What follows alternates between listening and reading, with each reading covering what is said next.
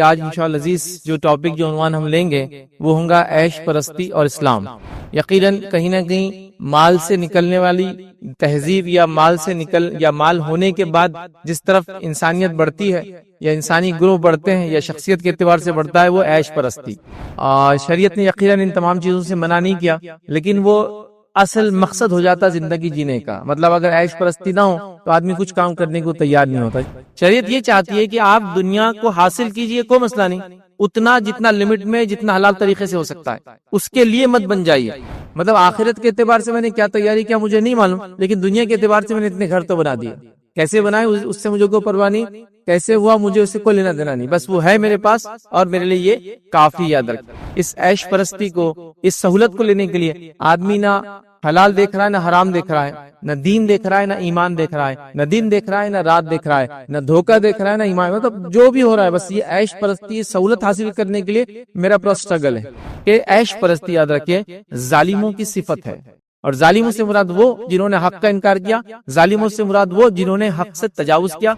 عیش پرستی کی وجہ سے انسان نیکی سے دور ہے، قرآن و سنت کے حکم سے دور ہے، صحیح بات بتائی جا رہی اس سے دور ہے، حلال کما بولا جا رہا اس سے دور ہے، کیونکہ اس کا ٹارگٹ ختم ہو جانا۔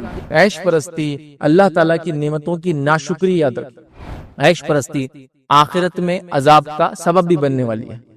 دیکھیے آج ہم میں سے ہر شخص، میں کسی بھی الزام نہیں ڈال رہا ہوں، لیکن نفسانی خواہشات کے ہم غلام بنے ہوئے ہیں۔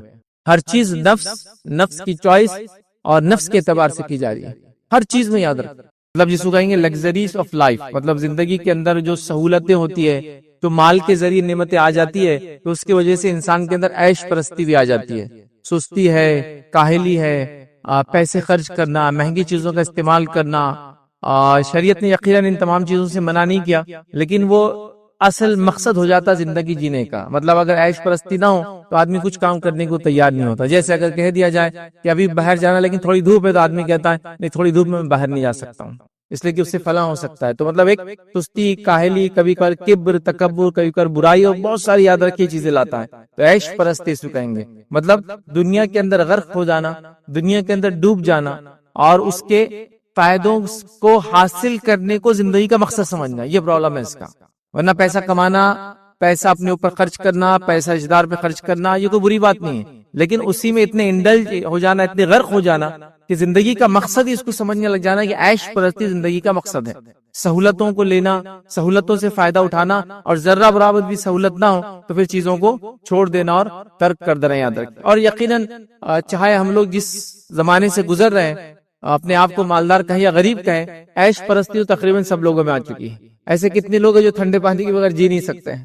لوگوں سے یہاں تک کہتے ہوئے میں نے سنا کہ میں تو وہاں جا بھی نہیں سکتا اگر ٹھنڈا پانی نہیں ہے تو۔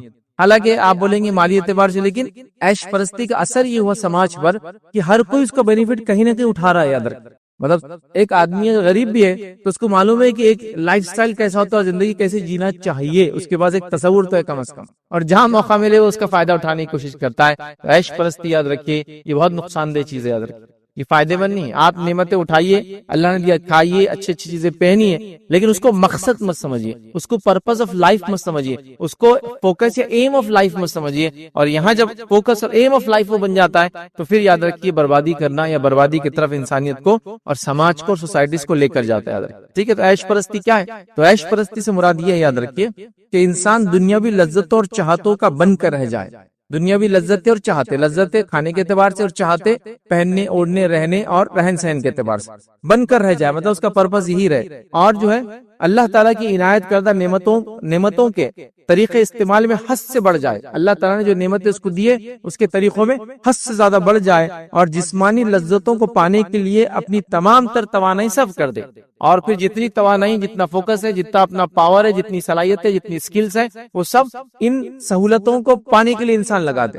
مطلب آخرت کے اعتبار سے میں نے کیا تیاری کیا مجھے نہیں معلوم، لیکن دنیا کے اعتبار سے میں نے اتنے گھر تو بنا دیے، کیسے بنائے اس سے مجھے کوئی پرواہ نہیں، کیسے ہوا مجھے اس سے کوئی لینا دینا نہیں، بس وہ ہے میرے پاس اور میرے لیے یہ کافی۔ یاد رکھ، اور پھر اس کو حاصل کرنے کے لیے، اس عیش پرستی کو، اس سہولت کو لینے کے لیے آدمی نہ حلال دیکھ رہا ہے نہ حرام دیکھ رہا ہے، نہ دین دیکھ رہا ہے نہ ایمان دیکھ رہا ہے، نہ دن دیکھ رہا ہے نہ رات دیکھ رہا ہے، نہ دھوکہ دیکھ رہا ہے نہ ایمان۔ مطلب جو بھی ہو رہا ہے بس یہ عیش پرستی، سہولت حاصل کرنے کے لیے میرا پورا سٹرگل ہے، میری پوری لائف اس میں گزر جا رہی ہے، اور یہ ہو رہا ہے۔ یاد رکھیے پھر کیا ہو رہا ہے، جیسا میں نے آپ سے کہا کہ سماج میں لوگ مالدار ہو نہ ہو، لیکن جب سماج مالدار ہو جاتا ہے، دیکھیں سماج مالدار ہو تو سب مالدار نہیں ہوتے، لیکن سماج میں ایک طرح سے پیسہ فلوٹ شروع ہو جاتا جانا، نتیجہ یہ ہوتا ہے کہ ذہنی طور سے تو عیش پرستی سب میں آ جاتی ہے، چاہے فزیکلی بھی حاصل ہوئی ہو یا نہ ہوئی ہو۔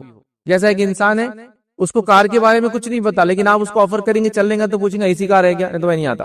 تو گویا مال کی وجہ سے عیش پرستی کا اندازہ تو سب کو ہو گیا کہ کیسا ہونا چاہیے، اگر موقع ملے تو میں نے کیسا فائدہ اٹھانا چاہیے اس چیز کا۔ تو یہ سارا سماج اس میں آج کل مبتلا نظر آ رہا ہے، یاد رکھیے۔ اب عیش پرستی میں یاد رکھیے، کبھی آدمی اس کو حلال سے اختیار کرتا ہے، کبھی حرام سے اختیار کرتا ہے، مطلب جو سہولتیں وہ حاصل کرنا چاہتا ہے کبھی وہ حلال سے کرتا ہے، مطلب ارن کرتا ہے، محنت کرتا ہے، لیکن خرچ کرنے میں پرابلم کر رہا ہے اس کا مطلب، اور کبھی یہ ہوتا ہے کہ حرام سے کماتا ہے اور عیش پرستی میں خرچ کرتا ہے۔ تو عیش پرستی کی جب ہم بات کریں تو انسان بغیر تمیز کے حلال و حرام اس میں مبتلا ہو جاتا ہے، اور یہ بات عام طور سے یہاں دیکھی جا رہی ہے، بلکہ اس کی طرف ابھارا جا رہا ہے، بلکہ اس کی طرف باتیں سننے کو ملتی ہے کہ یہ باتیں کہی جا رہی ہے کہ بھائی وہ کیا ہے 1 نمبر 2 نمبر 4 نمبر، وہ تمہارا معاملہ ہے، یہ چیز تو ہونا چاہیے، یہ چیز تو آنا چاہیے، پیسہ آتے رہنا چاہیے بس گھر میں، سہولتیں کم نہیں ہونا چاہیے، جیسے آج تک جیے ویسے ہم آگے بھی جیئیں گے۔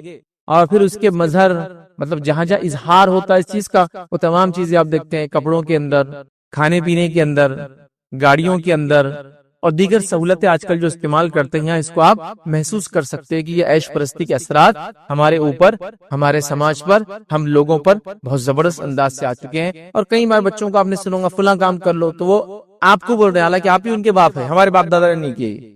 عیش پرستی کا اثر ہوتا ہے کہ مطلب اس طریقے سے ہم نہیں کر سکتے، وہ محنت کرو، ارے وہ ہم نہیں کر سکتے، فلاں کرو، یہ نہیں ہو سکتا۔ اور عیش پرستی کے لیول پر، نیکسٹ لیول پر ہر آدمی جانا چاہ رہا ہے، مطلب ایک آدمی اگر عیش پرستی کا ایک آپ کو مظہر بتا رہا ہے، ایک کیا بولیں گے، ایک ویو بتا رہا ہے، تو آپ اس کو بولتے یہ تو کچھ بھی نہیں، اس کا اگلا میں اپنی دعوت میں بتاؤں گا تم کو عیش پرستی ہوتی کیا۔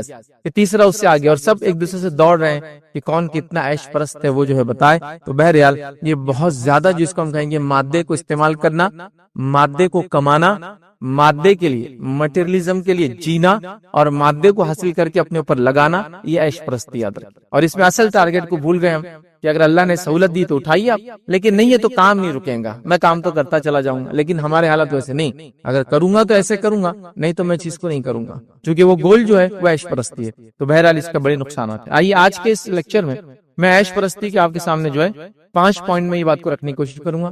پہلا پوائنٹ ہم دیکھیں گے انشاءاللہ عزیز جو ہے عیش پرستی کی مذمت قرآن نے کیسے کی ہے۔ دوسرا انشاءاللہ دیکھیں گے عیش پرستی کی مذمت نبی کریم صلی اللہ علیہ وسلم اپنے اقوال حدیث میں کیسے کی ہے۔ تیسرا ہم دیکھیں گے عیش پرستی کے اسباب کیا ہوتے ہیں، آدمی کیوں عیش پرست بن جاتا ہے، کیوں سہولت پسند اور اس کے لیے جینا چاہتا ہے، مطلب انہی سہولتوں کے لیے زندگی گزارتا ہے۔ چوتھی چیز دیکھیں گے، یاد رکھیے عیش پرستی کی نقصانات ہم کو کیا ہو رہے ہیں یا کیا ہوتے ہیں۔ اور پانچواں انشاءاللہ دیکھیں گے عیش پرستی کے صورتیں، مروجہ صورتیں، یا آج کے زمانے میں جو صورتیں ہم دیکھ سکتے ہیں کہاں کہاں یہ ہو رہی ہے، اس کے بارے میں کچھ آپ کو ہائی لائٹ کرنے کی انشاءاللہ عزیز جو ہے کوشش کروں گا۔ چلیے آئیے اپنے پہلے نقطے اور پوائنٹ کی طرف بڑھتے ہوئے عیش پرستی کی مذمت قرآن نے کی، یاد رکھیں مطلب دنیا کے مادے کو آکیپائی کرنا اور اس کے لیے سب کچھ کرنا شریعت یہ نہیں چاہتی، یاد رکھیں شریعت یہ چاہتی ہے کہ آپ دنیا کو حاصل کیجئے، کوئی مسئلہ نہیں، اتنا جتنا لمٹ میں، جتنا حلال طریقے سے ہو سکتا ہے، اس کے لیے مت بن جائیے، اس کو اپنے لیے وسیلہ اور راستہ بنا لیجئے۔ جیسے مجھے اللہ کی خوشنودی حاصل کرنا ہے، کیسے کر سکتا ہوں؟ مال خرچ کر کے، تو میں مال کو ذریعہ بنا رہا ہوں اللہ کی خوشنودی حاصل کرنے کا، عیش پرستی کا ذریعہ نہیں بنا رہا ہوں۔ ساتھ میں دنیا کی سہولتیں بھی اٹھا رہا ہوں، اچھی اچھی گاڑیوں میں بھی گھوم رہا ہوں، اچھے اچھے کپڑے بھی پہن رہا ہوں، اچھی چیزیں کھا رہا ہوں، کوئی مسئلہ نہیں، اس پہ بھی اللہ کا میں شکر ادا کرتا ہوں۔ اگر یہ چیز چھین بھی جائے تو میں اللہ کا ناشکرہ نہیں بنتا ہوں، یہ چیز نہ بھی ہو تو میں اپنے کام جو زندگی کا مقصد ہے اس کو حاصل کرنے کے لیے آگے چلتا رہتا ہوں۔ لیکن کئی لوگوں کو دیکھا گیا اللہ دے دے تو وہ پھر اللہ کے شکر گزار بندے بن جاتے ہیں، ذرا برابر آزمائش آئے تو مکمل طور سے دین اور ایمان کو چھوڑ دیتے ہیں، کہتے پھر فائدہ کیا ہوا جب میں نے اتنا کچھ کیا، مجھے یہ تو حاصل نہیں ہوا، فلاں کو تو یہ ہو گیا، فلاں کو تو یہ ہو گیا۔ تو پھر عیش پرستی کی قرآن نے مذمت کی، یاد رکھے پہلی چیز قرآن نے جو بیان کی وہ یہ ہے کہ عیش پرستی یاد رکھے ظالموں کی صفت ہے، اور ظالموں سے مراد وہ جنہوں نے حق کا انکار کیا، ظالموں سے مراد وہ جنہوں نے حق سے تجاوز کیا، ظالموں سے مراد وہ لوگ ہیں جنہوں نے جس کو ہم کہیں گے زیادتی کر لی، اگر ایمان والے بھی تھے تو زیادتی کر لی اس کے اندر۔ تو یاد رکھیے ظالموں اور کافروں کا یہ شیوت ہے، یاد رکھیے اللہ کی انکار کرنے والوں کا اور ظلم کرنے والوں کا طریقہ کار ہے، وہ عیش پرستی کو پسند کرتے ہیں۔ آئیے اللہ رب العزت کیا فرماتا ہے قرآن کے اندر، سورہ ہود سورہ نمبر 11 آیت نمبر 116 میں اللہ فرماتا اور کہتا ہے وَاتَّبَعَ الَّذِينَ ظَلَمُوا مَا أُتْرِفُوا فِيهِ وَكَانُوا مُجْرِمِينَ، اللہ فرماتا اور کہتا ہے ظالم لوگ تو اس چیز کے پیچھے پڑ گئے جس میں انہیں آسودگی سے مراد راحت، آرام، سکون، عیش و عشرت جو ہے دی گئی تھی، اور وہ گنہگار تھے۔ کیا فرمایا اللہ رب العزت نے کہ ظالم لوگ تو اس چیز کے پیچھے پڑ گئے اور اسی کے پیچھے لگ گئے جو دنیا میں ان کو آسودگی دی گئی تھی، جو دنیا میں ان کو ریلیف دیا گیا تھا، راحت دیا گیا تھا، سکون دیا گیا تھا، چین دیا گیا تھا، یہ اسی کے اندر پڑ گئے اور وہ گنہگار تھے۔ تو گویا جو اللہ کی انکار کرنے والے لوگ تھے، جو ظالم تھے، جو کافر تھے، ان کے بارے میں ایک صفت قرآن بیان کر رہا ہے کہ وہ عیش پرستی میں مبتلا تھے، دنیاوی آسودگی جو ان کو دی گئی تھی اس میں مبتلا تھے۔ اب آئیے علامہ طبری رحمہ اللہ اس کی تفسیر کیا کرتے ہیں، وہ کہتے ہیں بلا شبہ اللہ تعالیٰ نے خبر دی ہے کہ بے شک گزری ہوئی ہر امت میں سے وہ لوگ جنہوں نے اپنی جانوں پر ظلم کیا اور اللہ تعالیٰ کا انکار کیا، نہ جانوں پہ ظلم کیا، اللہ کا انکار کیا، وہ دنیاوی لذتوں کے پیچھے پڑ گئے۔ یہاں جو آسودگی راحت کی بات ہو رہی ہے وہ دنیاوی لذت ہے، تو دنیاوی لذتوں کے پیچھے پڑ گئے، اللہ تعالیٰ کے حکم سے تکبر کیا۔ اب دیکھیے ٹارگیٹ بھول گئے، وہ لذتوں کا فائدہ اٹھاتے شکر کر کے تو ٹھیک تھا، وہ کیا کرا، انہوں نے لذتوں کے پیچھے پڑ گئے اور اللہ کے حکم سے تکبر کیا، مطلب اس کو نہیں مانا، تکبر کیا اور اکڑ گئے، ٹھیک ہے، اور اللہ کی راہ سے روکنے لگے۔ چلو یہ تو تھا، اب کافروں نے تو روکنا بھی شروع کر دیا، روکنے لگے۔ اور کلام عرب میں اسی کو عیش پرستی کہتے ہیں، اور عربوں کی زبان میں وہ کہہ رہے ہیں عیش پرستی اس کو ہی بولتے ہیں کہ انسان کیا کرے کہ دنیاوی لذتوں کے لیے لگ جائے، اسی کو مقصد سمجھے دنیا میں آنے کا۔ آج ہم سب کا ٹارگٹ یاد رکھیے دنیا ہے، مجھے اچھے کپڑے مل گئے تو مجھے لگتا میں سکسیسفل انسان ہوگا، اچھا ہینڈسیٹ ہاتھ میں رہوں تو مجھے لگتا میں سب سے کامیاب انسان ہوں، کلاؤڈ 9 پہ چلتا ہوں، میں اوپر چل رہا ہوں، ہے نا، ٹرینڈز کے ساتھ میں چل رہا ہوں۔ اگر میں اچھے گھر میں رہتا ہوں فلاں علاقے میں تو مجھے خوشی ہوتی ہے، چونکہ یہ عیش پرستی ہے، دنیاوی لذتیں میں چاہتا ہوں ہر قسم کی، اور پھر ان لذتوں کے حاصل جب کیا جاتا ہے تو اس پہ فخر بھی کرتا ہوں، پھر تکبر بھی دکھا رہا اور باقی ساری چیزیں برائیاں بہرحال آ جاتی ہے۔ تو پہلا فرمایا یہ کافروں اور ظالموں کا طریقہ کار ہے عیش پرست۔ دوسرا فرمایا قرآن میں عیش پرستی دنیا میں ہلاکت کا باعث بنتی ہے، عیش پرستی جو ہوتا ہے دنیا میں ہلاکت کا باعث بنتی ہے، اور اللہ رب العزت قرآن میں فرماتا ہے اور کہتا ہے سورہ انبیاء سورہ نمبر 21 آیت نمبر 11 سے لے کر 11 to 13 اللہ فرماتا ہے کہتا ہے اور بہت سی بستیاں ہم نے تباہ کر دی جو ظالم تھی، اور ان کے بعد ہم نے دوسری قوم پیدا کر دیا، جب انہوں نے ہمارے عذاب کا جو احساس کر لیا تو لگے اس سے بھاگنے، بھاگ دوڑ نہ کرو، اور جہاں تمہیں آسودگی دی گئی تھی، آسودگی آرام دی گئی تھی، عیش پرستی دی گئی تھی، دنیا دی گئی تھی جو ہے، اور جہاں تمہیں آسودگی دی گئی تھی وہیں واپس لوٹ جاؤ اور اپنے مکانات کی طرف جاؤ تاکہ تم سے سوال تو کیا جائے۔ اللہ فرماتا ہے ایک قوم تھی، اس نے ظلم کیا، اس نے تکبر کیا، اس نے کفر کیا، اس کو ہم نے دوسرے سے بدلا، لیکن پھر وہ قوم نے بھی وہی کیا جو اس سے پہلے کی قوم کرتی تھی، اور جب ان پر عذاب آیا تو اس عذاب سے بچنے کے لیے بھاگنے لگے بستیوں سے۔ اللہ نے کہا نہیں، جب دنیاوی راحتیں تم کو دی گئی تھی اور جس کے لیے تم نے زندگیاں اسی کے لیے گزار دیا، وہیں جاؤ، حساب وہیں لیا جائے گا تم سے، اور ان کو اسی جگہ اللہ نے رکھا، وہیں ان کو ہلاک کیا، اور روز قیامت ان سے سوال ہونے والا ہے۔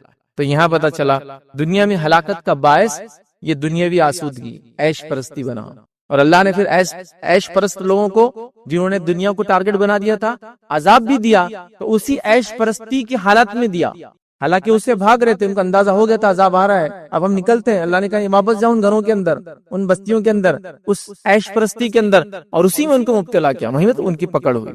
یاد رکھیے عیش پرستی یہ دنیا میں ہلاکت کا باعث بنتی ہے اگر وہ اللہ اور اس کے رسول کے ماتحت جسو کہیں گے، یا جو شریعت نے طریقہ بتایا اس طریقے پہ اگر نہ کیا جائے، دنیا کا فائدہ نہ اٹھایا جائے۔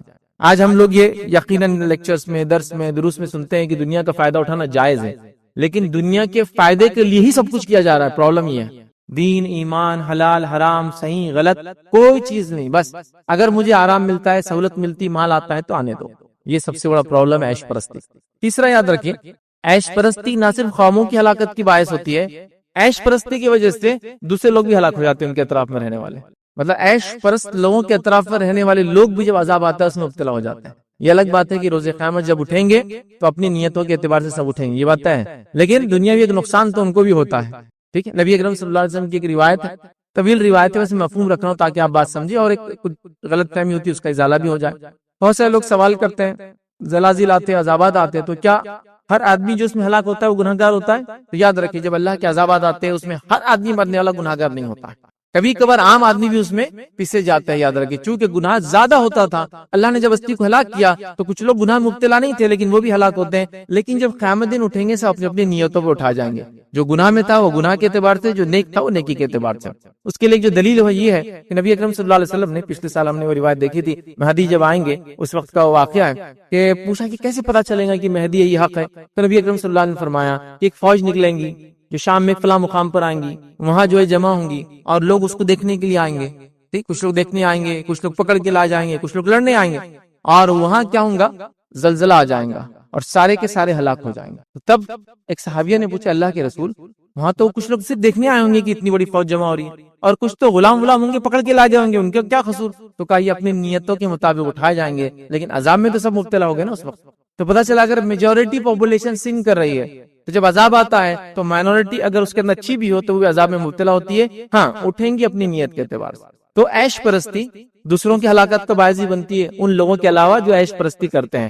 آئیے اس کے تعلق سے قرآن کیا فرماتا ہے، سورہ بنی اسرائیل سورہ نمبر 17 آیت نمبر 16 میں اللہ فرماتا ہے اور کہتا ہے، اور جب ہم نے کسی بستی کی ہلاکت کا ارادہ کر لیتے ہیں تو وہاں کی خوشحال لوگوں کو کچھ حکم دے دیتے ہیں۔ جب ہم کسی بستی کو ہلاک کرنے کا ارادہ کرتے ہیں تو وہاں کے خوشحال عیش پرست مالدار لوگوں کو کچھ حکم دے دیتے ہیں۔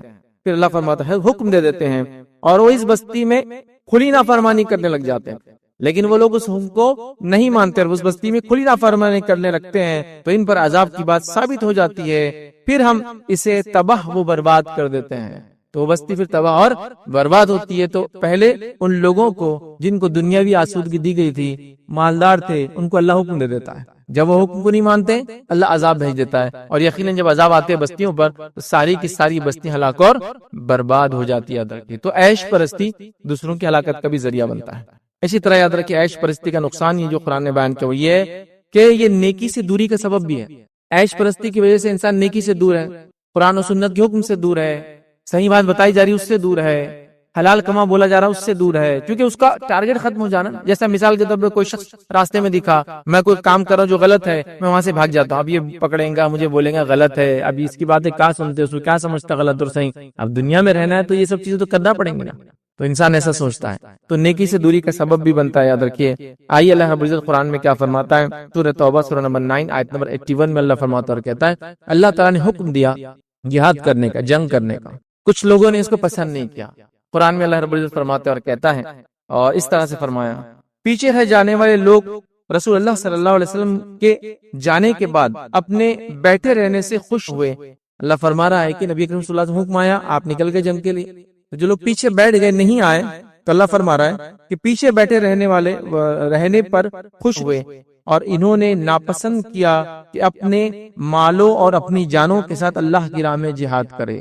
انہوں نے پسند نہیں کیا کہ اپنے مال کے ساتھ اور اپنی جان کے ساتھ اللہ کی راہ میں جائے اور جنگ کرے، اور انہوں نے کہا گرمی میں مت نکلو، اور کیا کہا انہوں نے لوگوں سے کہ گرمی ہے بہت، گرمی میں مت نکلو، یہ عیش پرستی کی علامت ہے، اللہ حکم دے رہا ہے، اس کا رسول خود جا رہا ہے اور یہ گرمی کا بہانہ بنا رہے ہیں، تو کیا کہا گرمی کا موسم باہر مت نکلو۔ اللہ رب العزت نے کیا فرما دیا، کہہ دو جہنم کی آگ کہیں زیادہ گرم ہے، کاش کہ وہ سمجھتے ہیں۔ اللہ کا حکم آ گیا تھا، ان کا کام تھا کرنا، لیکن عیش پرستی کی وجہ سے پیچھے رہنا زیادہ پسند کیا، اور پیچھے رہنے کے لیے بہانہ بنایا، کیا بہانہ بنایا، گرمی بہت ہے، ٹھیک ہے۔ تو لہٰذا عیش پرستی کیا کرتی ہے، نیکی سے، اللہ اور اس کے رسول کی تعلیمات سے بھی انسان کو دور کر دیتی ہے، یاد رکھیے۔ اسی طرح یاد رکھیے عیش پرستی، یاد رکھیے اللہ کی جو ہے نعمتوں کی ناشکری بھی ہے، مطلب اللہ نے اس کو اتنی زیادہ نعمت دے دی کہ اس نعمتوں کی وہ ناشکری ایسے کر رہا ہے کہ اسی کام میں لگ گیا جو نعمت اس کو دی گئی تھی۔ اللہ نے مال دیا تو نعمت ہے آپ کے پاس، لیکن مال کے لیے سب کچھ کر رہے ہیں، دین اسلام سب چھوڑ دیا، شریعت کیا بولی سب چھوڑ دیا،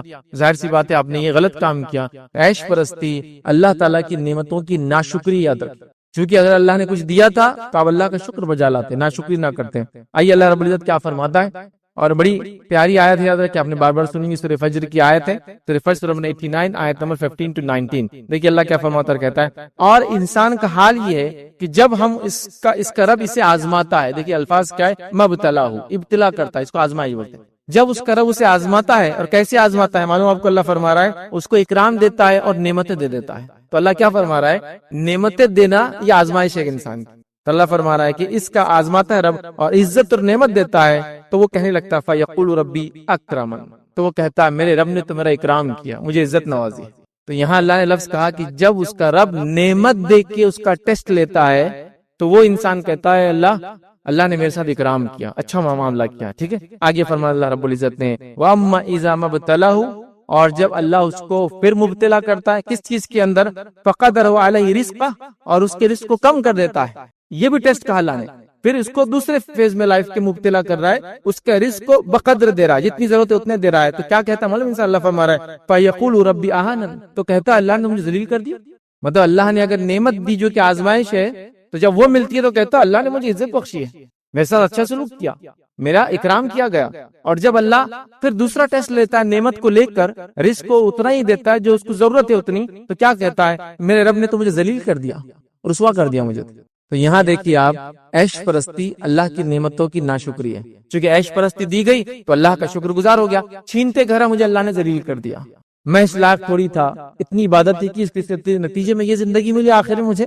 ٹھیک ہے، تو یہاں اللہ تعالیٰ نے انسان کی ناشکری کا بیان کیا.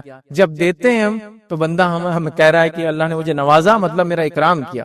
جب لے رہے ہیں تو یہ بھی ٹیسٹ ہے، حالانکہ دینا بھی ٹیسٹ ہے، تو کہہ رہا ہے میرے رب نے مجھے ذلیل کر دیا. ٹھیک ہے، تو لہٰذا یہ ناشکری کی علامت بھی یاد رکھیے. اسی طرح یاد رکھیے عیش پرستی آخرت میں عذاب کا سبب بھی بننے والی ہے. جو دنیا کے اندر ہم مبتلا ہو گئے ہیں، اور اللہ رب العزت فرماتا اور کہتا ہے پھر ان کے بعد، سورہ مریم سورہ 19 آیت نمبر 59 اللہ فرماتا ہے پھر ان کے بعد ایسے ناخلف پیدا ہوئے کہ انہوں نے نماز ضائع کر دی اور نفسانی خواہشات کے پیچھے پڑ گئے. پھر فرمایا اللہ نے سو ان کا نقصان ان کے آگے آنے والا ہے. آخرت میں ظاہر سی بات ہے نقصان ہونے والا ہے. تو وہ لوگ اللہ فرما رہا ہے ان کے بعد ایسے لوگ آئے کہ جنہوں نے نمازوں کو ضائع کیا، اور فرمایا اللہ تعالیٰ نے فرمایا وَاتَّبَعُوا الشَّهَوَاتِ، اور لگ گئے شہوات کے پیچھے، دنیا کے پیچھے، نفسانی خواہشات کے پیچھے. دیکھیے آج ہم میں سے ہر شخص، میں کسی بھی الزام نہیں ڈال رہا ہوں، لیکن نفسانی خواہشات کے ہم غلام بنے ہوئے ہیں. ہر چیز نفس کی چوائس اور نفس کے اعتبار سے کی جا رہی ہے، ہر چیز میں یاد رکھ. اللہ فرما رہا ہے کہ وہ نفسانی خواہشات کے پیچھے پڑ گئے. تو نفسانی خواہشات کے پیچھے ہم کو پڑنا نہیں چاہیے. یاد رکھیے اللہ رب العزت نے نعمت دی ہے، صحیح استعمال کرے. صحیح استعمال کیا ہے؟ جب تک ہے تو اللہ کے نام میں لگا دے اور کھپا دے. زندگی، صحت، مال، یہ سب چیزیں یاد رکھیے، صلاحیت، وقت، ٹھیک ہے، لگا دے. پھر چلے جاتی ہے تو انسان پریشان ہوتا ہے. تو اللہ ٹیسٹ کرتا ہے، دیکھ کر بھی اور لے کر بھی. یاد رکھیے تو یہاں اللہ نے فرمایا کہ وہ اپنی نفسانی خواہشات کے پیچھے لگ گئے، اور یہ گناہ کا باعث ہے، آخرت میں پکڑ کی وجہ بننے والا. یاد رکھیے. اسی طرح یاد رکھیے جو دوسرا پوائنٹ ہے ہمارا، عیش پرستی کی مذمت حدیث میں جو کی گئی. نبی اکرم صلی اللہ علیہ وسلم نے کیسے عیش پرستی کی جو مذمت کی، مادہ پرستی کی، یا مادے کو ایکوائر کرنے کی جو خواہشات ہماری یاد رکھے اس کی کیسی مذمت کی. آئیے صحیح مسلم کی روایت ہے، نبی اکرم صلی اللہ علیہ وسلم فرماتے اور کہتے ہیں بلا شبہ دنیا میٹھی اور ہری بھری ہے، اللہ تعالیٰ اس میں تم سے پہلوں کا جانشین بنانے والا ہے. یہ دنیا سرسبز ہے، بڑی میٹھی ہے، لہلاتی بھی نظر آتی ہے. ٹھیک ہے، اور اللہ کے صرف ہمارے اللہ تعالیٰ تم سے پہلوں کا جانشین بنائے گا. جی تم سے پہلے لوگ آئے ان کے بعد تم آنے والے ہو، اور تم سے پہلے والوں کا جانشین بنانے والا ہے. پھر وہ دیکھے گا کہ تم کیسے عمل کرتے ہو. پھر اللہ دیکھیں گا تم کو ان کے بعد تم کیسا عمل کرتے ہو. لہٰذا تم دنیا میں کھو جانے سے بچتے رہنا.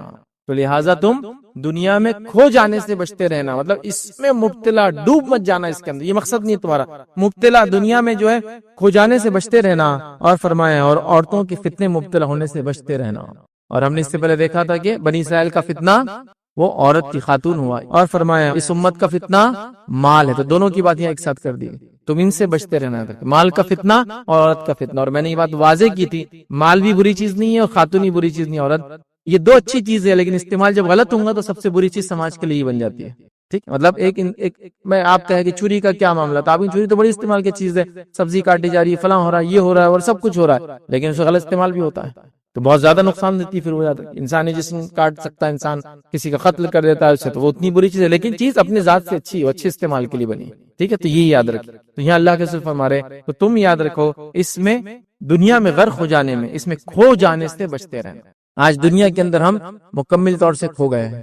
کچھ ایم اور عزائم ہم نے بنا لی ہے، اس کو اچیو کرنے کے لیے ہم سب کچھ کر رہے ہیں. نماز، روزہ، زکوٰۃ، وہ سب سیکنڈری فیز میں آ گیا. پرائمری فیز ہے اچھا کمانا، اچھا گھر رہنا، اچھے کپڑے پہننا، اچھا کھانا، اچھا پینا، اچھی طریقے سے گھومنا. یہ ہونے کے بعد نماز، روزہ، زکوٰۃ بھی ہم انشاءاللہ کرتے رہیں گے، اور جب تک کرتے رہیں گے جب تک یہ ملتے رہیں گے. یہ چھوٹ جائیں گا تو پھر ہم وہاں ناراض ہو جائیں گے. یہ کبھی الٹا ہوتا ہے، یہ چلے جائے تو پھر آدمی دیندار بن جاتا ہے. جیسا کہ بیماری آ گئی تو ماشاءاللہ چہرہ تبدیل ہو گیا، کپڑے تبدیل ہو گئے، بات چیت تبدیل ہو گئی، حالات تبدیل ہو گئے، معاملات حلال کے چل رہے، سب ہو رہا ہے. اللہ نے صحت دی، پھر وہی روش جو پہلے اختیار کی تھی پھر لوٹ گئے اس کے اوپر. تو بہرحال یہ اللہ کے رسول نے اس کی مذمت کی اور کہا پچھلے لوگ گئے ہیں، اس کے بعد تم آنے والے ہو. یاد رکھنا دو چیزوں سے بچنا، ایک دنیا میں مت کھو جانا، اور دوسرا خاتون کے فتنے سے بچنا، دنیا میں کھو جانا. آئیے کو مثال دیتا ہوں ہم لوگ دنیا میں کیسے کھو گئے. نبی اکرم صلی اللہ علیہ وسلم نے تو یہ مثال دی جب آپ سے کہا گیا کہ اللہ کے رسول آپ ایسے سوتے ایسے رہتے، اتنی غربت ہے، کچھ دنیاوی چیزوں کا انتظام کرے، تو آپ نے کہا کہ یہ سب دنیا کا معاملہ تمہارا ہے، مجھے ان معاملات سے دور رکھو. میری مثال ایک مسافر کی ہے جو ایک جگہ سے پڑاؤ ڈال کے رکا ہے، بس انتظار ہے بس، اور وہ آگے بڑھ جائیں گا. تو مسافر کی مثال آپ نے اپنی دی، اور نبی اکرم صلی اللہ علیہ وسلم زندگی واقعی مسافر کے جیسے. آپ نے دنیا کا اتنا ہی فائدہ اٹھایا جتنا دنیا میں رہنے کے لیے ضروری تھا، اور باقی سب جو تھا اس میں اللہ کی راہ میں لگا دیا. اور مسافر کو ہونا بھی چاہیے. میں آپ سے ایک سوال کروں کہ میں ایک ہوٹل میں جا کر رہا، ہوٹل کے روم ہوتے ہیں نا، آپ جاتے رہتے ہیں، ہوٹل میں جا کے رہا. جب میں اس ہوٹل میں داخل ہوا تو میں نے پہلے ہوٹل والے سے کہا کہ اس کی پوری ٹائلز نہیں کی جائے. ایسے ہوٹل میں جیسے پرانی ٹائل سے میں رہ نہیں سکتا ہوں، ہوٹل کے روم ہے، اور ہوٹل میں آپ چند دن تھوڑے وقت کے لیے رکتے ہیں، نہیں پوری ٹائلز پہلے چینج کی جائے، پردے پورے بدلے جائے، بیڈ نیا لگایا جائے، چادریں نہیں بدلی جائے، پوری ٹوائلٹ کو چینج کیا جائے. مجھے پسند نہیں کوئی ٹوائلٹ کرتا پہلے سے میں اس کو استعمال کروں، ٹوائلٹ اس کا چینج کیا جائے، فلاں کیا جائے. اور رکنے والا کتنا ہوا نا آپ کو، 1 دن یا 2 دن. تو آپ مجھے کیا کہیں گے؟ کہیں گے بھائی اس انسان سے احمق انسان دنیا میں دیکھا، ایک بار آیا تھا اتنا سب بدل کے گیا. تو آج ہماری بھی مثال ہے اس کی، دنیا میں ایسے پھنسے ہوئے کہ ہم نے اس کو پرماننٹ گھر سمجھ لیا، اپنا ہمیشہ کی زندگی کی جگہ سمجھ لیا، اور ایسا لگتا ہے کہ یہاں سے کبھی ہلنے والے نہیں ہے. تو لہٰذا پوری تیاری اس کے لیے اور اس کے مطابق ہے، اس کے مطابق. مطلب شریعت بولی حرام ہے، نہیں بھائی کرنا پڑے گا، اس لیے کہ پھر یہ نہیں بن سکتا اس کے بعد، یہ نہیں ہو سکتا اس کے بعد، اس کے مطابق سب کیا جا رہا ہے. تو مسافر کیسے رہتے بتائیے؟ آپ کہیں گئے ہوٹل میں، آپ نے روم کیا، چیک ان کیا، کم سے کم کپڑے نکالتے، کم سے کم سامان بیگ سے نکالتے ہیں، کم سے کم اس کو استعمال کرتے، کیونکہ آپ کو فوراً نکلنا ہے صبح، تو وہ پھر ری پیک کرنے میں ٹائم ہوتا، اور وہاں آپ ڈالتے اور فوراً آگے بڑھ جاتے ہیں. تو یہ آپ کا مقصد پورا ہوا، واپس آپ گھر کو لوٹ جاتے ہیں. تو ہم آئے کہاں سے ہیں؟ جنت سے. وہ اصل ہمارا گھر اور مقصد ہے، یاد رکھیے، دنیا نہیں ہے، یاد رکھیے. لیکن ہم لوگ اس مقصد کو بھول گئے اور دنیا میں مبتلا ہو گئے، عیش پرستی، اس کو عیش و عشرت اردو میں بولتے ہیں، بہرحال اس میں لگ گئے. یاد رکھیے دنیا کو سب کچھ سمجھ لیا. سنن ابو داؤد کی روایت ہے، صحابی دوسرے صحابی کے پاس گئے جو مصر کے گورنر، یاد رکھیے، اور مصر گئے. جب وہاں پہنچے تو عرض کیا، ان سے ملاقات ہوئی تو ان سے سوال کیا، عرض کیا کیا بات ہے، میں آپ کو پراگندہ سر دیکھ رہا ہوں. یہ مصر کے حاکم ہے، گورنر ہے، اور ان کا سر پراگندہ ہے، مطلب دھول مٹی سے بھرا ہوا ہے. اب دیکھیے مصر ایک ملک ہے اور یہ ملک کے حاکم ہے ابھی، مطلب ظاہر سی بات ہے خلافت ہے، تو خلافت ایک بہت بڑی وہ امپائر ہوتا ہے خلافت، اس میں کئی کنگڈمز ہوتے ہیں، سمجھ لیجیے مثال کے لیے سمجھانے کے لیے. مصر بولے تو ایک ملک ہے پورا، کوئی گلی کا کاؤنسلر نہیں ہے یہ، ایک مصر پورے کنٹری کے جو ہے ہیڈ ہے، سمجھ لیجیے حکمراں ہے. اب ان سے بات چل رہی تو ان کا سر پراگندہ تھا، دھول مٹی سے بھرا ہوا. پراگندہ دیکھ رہا ہوں، حالانکہ آپ تو سرزمین مصر کے حاکم ہیں، آپ تو پورے کنٹری کے سربراہ ہیں، پھر ایسا کیوں آپ کے ساتھ معاملہ ہے؟ تو انہوں نے ارشاد فرمایا، تو صحابی رسول ارشاد فرماتے ہیں کہ رسول اللہ صلی اللہ علیہ وسلم ہمیں زیادہ عیش و عشرت سے منع کیا کرتے تھے. نبی اکرم صلی اللہ علیہ وسلم نے ہمیں زیادہ عیش و عشرت سے منع کیا، یاد رکھیں یہ انہوں نے فرمایا، منع کرتے تھے. پھر انہوں نے پوچھا آپ کے پیروں میں جوتیاں بھی نظر نہیں آ رہی ہے؟ ننگے پیر بھی تھے وہ، سر میں دھول بھری ہے اور پیروں میں جوتا بھی نہیں، آپ کی جوتیاں مطلب آپ کے پیر ننگے نظر آ رہے، جوتیاں بھی نہیں پہنی آپ نے. تو یہ بولے کہ نبی اکرم صلی اللہ علیہ وسلم نے ہمیں کبھی کبھی ننگے پیر رہنے کا بھی حکم دیا ہے. ننگے پیر رہنے کا کیا فائدہ تھا؟ اللہ کے رسول صحابہ کو کیوں دیتے تھے؟ تاکہ پیروں میں سختی رہے اور پھر ضرورت پڑنے پر انسان ننگے پیر بھی کام کر سکے. سختی آنا مطلب عیش و عشرت کی زندگی کے مقابلے میں تھوڑی سی ہارڈ لائف انسان نے گزارنا چاہیے. تو اس وجہ سے اللہ کے رسول صحابہ سے کہتے تھے کبھی کبھار ننگے پیر رہو، اور بہت سارے صحابہ، خود اللہ کے رسول کبھی کبھار ننگے پیر چلتے تھے، اور بہت سارے صحابہ کو دیکھا گیا کہ وہ مسجد نبوی آتے نماز کو تو کبھی چپل میں آتے اور کبھی ننگے پیر آتے. اس سے پیر مضبوط ہوتا ہے ایک انسان کا، وہ ایک ہارڈ لائف جینے کے لیے اپنے آپ کو ریڈی کرتا ہے، کچھ نہیں تو سائیکولوجیکل تو ریڈی ہوتا کم از کم آدمی. بہرحال تو ننگے پیر بھی تھے، سر پراگندہ تھا، اور مصر کے یہ حاکم ہیں. عمر ابن خطاب رضی اللہ عنہ کی دوسری ایک مثال میں آپ کو دوں، آپ خلیفہ ثانی ہیں، اور آپ کی خصوصیات میں سے خصوصیت یہ ہے، یاد رکھیے، کہ بیت المقدس جس کو کہتے ہیں، القدس فلسطین کے اندر جو ہے بیت المقدس، اس کا تاریخ کے اندر یہ دنیا کا زمین کا وہ خطہ ہے جس کا سب سے زیادہ بار محاصرہ کیا گیا تاریخ میں. 42 سے زیادہ بار شہر کا محاصرہ ہوا جو تاریخ میں کسی سٹی کا نہیں ہوا آج تک. محاصرہ مطلب گھراؤ جنگ کے لیے کہ چھوڑ دو اور ہم کو دے دو، 42 بار. یہ دنیا کا زمین کا وہ ٹکڑا ہے جس کے لیے میں بلا مبالغہ کہہ سکتا ہوں دنیا میں سب سے زیادہ خون بہایا گیا ہے، یہ وہ ہے۔ لیکن معلوم پورے تاریخ میں آپ کو یہ ایک مرتبہ ایسا ہوا بغیر جنگ کے سونپ دیا گیا دوسروں کو، ایک ہی بات تاریخ میں، اور وہ کس کا ہوا؟ عمر ابن خطاب رضی اللہ عنہ جو خلیفہ تھے، تو جو عیسائی تھے ان کے پاس پیشن گوئیاں موجود تھی کہ ایک نبی کے ایک ماننے والے کوئی آئیں گے، ان کو ہم بغیر جنگ لڑے کے اس کی چابیاں دے دینا چاہیے۔ تو انہوں نے کہا کہ یہ پیشن گوئی موجود ہے، لیکن شرط یہ کہ خلیفہ خود آئے اور کیز لے لے، ہم شہر دینے کو تیار ہیں۔ فوجوں نے گھیر لیا تھا لیکن جنگ نہیں ہوئی کوئی، کہا آپ خلیفہ کو بلا لیجئے، ہم سٹی کے کیز ہینڈ اوور کر کے چھوڑ دیں گے۔ عمر ابن خطاب رضی اللہ عنہ جو ہے وہاں پہنچے، کیسے پہنچے آپ سب جانتے ہیں واقعہ، ایک ہی اونٹ ساتھ میں تھا، اونٹ لے کے نکلے، غلام ساتھ میں ہے، تو کبھی خود اونٹ پہ بیٹھتے ہیں اور کبھی غلام کو، یہ بات طے ہو گئی تھی شروع میں، اتنا ڈسٹینس میں، اتنا ڈسٹینس تم، مطلب سمجھ لیجیے 1 آور تم 1 آور میں، 1 آور تم 1 آور میں، 1 گھنٹہ پھر عمر ابن خطاب اونٹ کی نکیل پڑھ کر کے چل رہے ہیں، اور ایک جو بھی ٹائم تھا اور ایک وقت تک غلام کر رہا ہے۔ اب جب بیت المقدس سے پاس پہنچے اور انٹرنس کا ٹائم آیا تو باری غلام کی تھی، تو غلام نے کہا میں نہیں بیٹھ سکتا ہوں، آپ کو بیٹھنا پڑے گا، آپ خلیفہ ہے۔ تو کہا طے کیا ہوا تھا؟ جس کی باری کس کی ہے؟ تیری، تو اب تو ہی بیٹھیں گا۔ غلام کو بیٹھنا پڑا، آپ غلام کی نکیل پکڑ کے اونٹ کی داخل ہوئے بیت المقدس کے اندر، پورے لوگ حیران تھے، عجیب و غریب انسان ہے، لوگ سمجھ رہے یہ ہے خلیفہ، خلیفہ نیچے جو اونٹ کو لے کے چل رہا ہے۔ آپ کبھی سوچ سکتے ہیں ایسا کسی چھوٹے چھوٹے آدمی کو، جس کو کوئی سیاسی پوزیشن تو بہت دور کی بات ہے، کوئی تھوڑا سا پیسے کی وجہ سے مقام مل گیا، پوزیشن تو کوئی نہیں اس کے چلی لیکن مقام مل گیا ہو، وہ ایسا کچھ کر سکتا ہے کہ اس کو ڈرائیور کو کوئی پریویلیج دے اور وہ خود جو ہے وہ کرے؟ نہیں ہو سکتا ہے ادھر، وہ بیٹھے ہیں اونٹ، لوگ سمجھ رہے وہ خلیفہ ہے۔ اور جب عمر ابن خطاب وہاں داخل ہوئے تو آپ نے جو کپڑے پہنے تھے اس پہ پیون لگے ہوئے تھے، مطلب کپڑا پھٹ جانے کی وجہ سے پیون اور رفو میں فرق سمجھتے نا، رفو مطلب سیم دھاگے سے اس چیز کو سٹچ کر کے ایسا میچ کر دیا جاتا ہے، لیکن پیون کیا ہوتا ہے معلوم؟ الگ سے پیچ لگا کے اس کو سی دیا جاتا ہے، وہ میچ نہیں ہوتا، دکھتا الگ سے کہ کپڑا پھٹا تھا تو اسے پیچ لگا ہے۔ کوئی تصور بھی کر سکتا ہے؟ یہ نبی اکرم صلی اللہ علیہ وسلم کے صحابہ ہے جن کے اندر اتنا دنیا سے بے رغبتی تھی، اتنا دنیا سے دور رہتے تھے جس کی کوئی انتہا نہیں، جس کی کوئی انتہا نہیں، اتنا سادہ زندگی تھی، لیکن اللہ رب العزت نے یاد رکھے اس سے ان کو مقام بھی دیا۔ ہم لوگ کیا سمجھتے ہیں کہ عیش و عشرت بتانے سے مجھے عزت اور مقام ملیں گا؟ عیش و عشرت دنیا کی چیزوں کو جسم پہ استعمال کرنے سے یا پزیس کرنے سے یا اپنے پاس رکھنے سے نہیں ملتا ہے، عزت اور ذلت کا تعلق اللہ رب العزت کی ذات سے ہے۔ معلوم نا کہ یہ نہیں معلوم عزت و ذلت کیسی ملتی ہے دنیا میں؟ نبی اکرم صلی اللہ علیہ وسلم نے فرمایا کہ عزت و ذلت کیسی ملتی ہے، سن لیجئے، عزت و ذلت ایسی ملتی ہے کہ اللہ تعالیٰ ایک بندے کو پسند کرنے لگ جاتا ہے تو وہ جبرائیل کو بلاتا ہے، جبرائیل ادھر آؤ، اور اس بندے کو میں پسند کرتا ہوں فلاں فلاں، میں چونکہ اس سے محبت کرتا ہوں تم اس سے محبت کرو، جاؤ۔ جبرائیل علیہ السلام آتے اور پورے فرشتوں میں اعلان کرتا ہے، فرشتوں اللہ رب العزت فلاں بندے سے محبت کرتا ہے تو مجھے اس نے حکم دیا کہ میں اس سے محبت کروں، میں تمہیں حکم دیتا ہوں تم اس سے محبت کرو، اور فرشتے اس سے محبت کرنے لگ جاتے ہیں، اور اس کے فرشتے دنیا میں اترتے ہیں اور لوگوں کے دل میں اس کے بارے میں محبت ڈال دیتے ہیں۔ یہ محبت ایسی آتی ہے، ذلت جو آتی ہے وہ بھی ایسی آتی ہے۔ اللہ جب کسی بندے کو ناپسند کرتا ہے تو جبرائیل علیہ السلام کو بولتا ہے یہ، اور اس میں سے ذلت اترتی ہے، یاد رکھیں، سمجھا؟ تو عزت اس سے نہیں ملتی کہ ہمارے پاس کتنا مادہ ہے، عزت اس سے ملتی ہے کہ رب کو ہم نے کتنا راضی اور خوش کیا۔ تو یہ اصحاب کی زندگیاں ہیں، بڑی سادی زندگیاں، بڑی سادی زندگی، اور اللہ کو خوش کرنے کے لیے تو اتنا کچھ کرتے تھے۔ واقعات کا وقت نہیں، لیکن ایک چھوٹا سا واقعہ سناتا ہوں۔ سعد بن ابی وقاص رضی اللہ عنہ کا بیمار پڑ گئے، یہ آپ صلی اللہ علیہ وسلم کی زندگی میں بیمار پڑے تو ان کو لگا بچوں گا نہیں، میں میری وفات ہو جائیں گی، مر جاؤں گا۔ تو انہوں نے کیا کیا، نبی اکرم صلی اللہ علیہ وسلم آئے ملنے کے لیے تو کہا اللہ کے رسول میں پوری جائیداد چاہتا ہوں کہ اللہ کے نام میں تقسیم کر دوں، سب کچھ بانٹ دوں، کیا کروں گا، رکھ جانے کا وقت آ گیا، دے دیتا ہوں۔ نبی اکرم صلی اللہ علیہ وسلم کا بہت زیادہ ہے، تو کیا چاہتا ہے ساتھ تیرے جانے کے بعد تیرے بچے جو ہے بھوکے رہیں، پریشان حال رہیں؟ تو کہا اچھا ٹھیک ہے، میں آدھی دے دیتا ہوں، آدھا سب کچھ اللہ کے راہ میں قربان کر دیتا ہوں، یہ صدقہ کر دیتا ہوں۔ نبی اکرم صلی اللہ علیہ وسلم نے کہا زیادہ ہے، اس کے بعد کہا اچھا 1/3 کر دیتا ہوں، چلیے وہ 1/3۔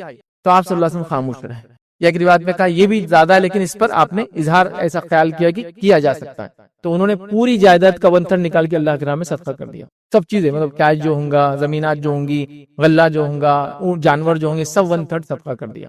مطلب ارادہ تو پورے کا تھا، 1/3 پہ بات آ کے رکی جاتا، تو اتنا خرچ کرتے ہیں۔ مطلب دنیا سے محبت نہیں، دنیا سے محبت والا آدمی خرچ نہیں کر سکتا اللہ کے راہ میں، وہ کنجوسی کرتا ہے، وہ تو یہ سوچتا ہے کہ زکات کو کیسے بچا سکتے، کوئی طریقہ ہے کہ اس کا، لیکن جو دنیا سے محبت نہیں کرتا وہ جانتا یہی اصل انویسٹمنٹ ہے، اصل ریٹرن اسی کا ملے گا۔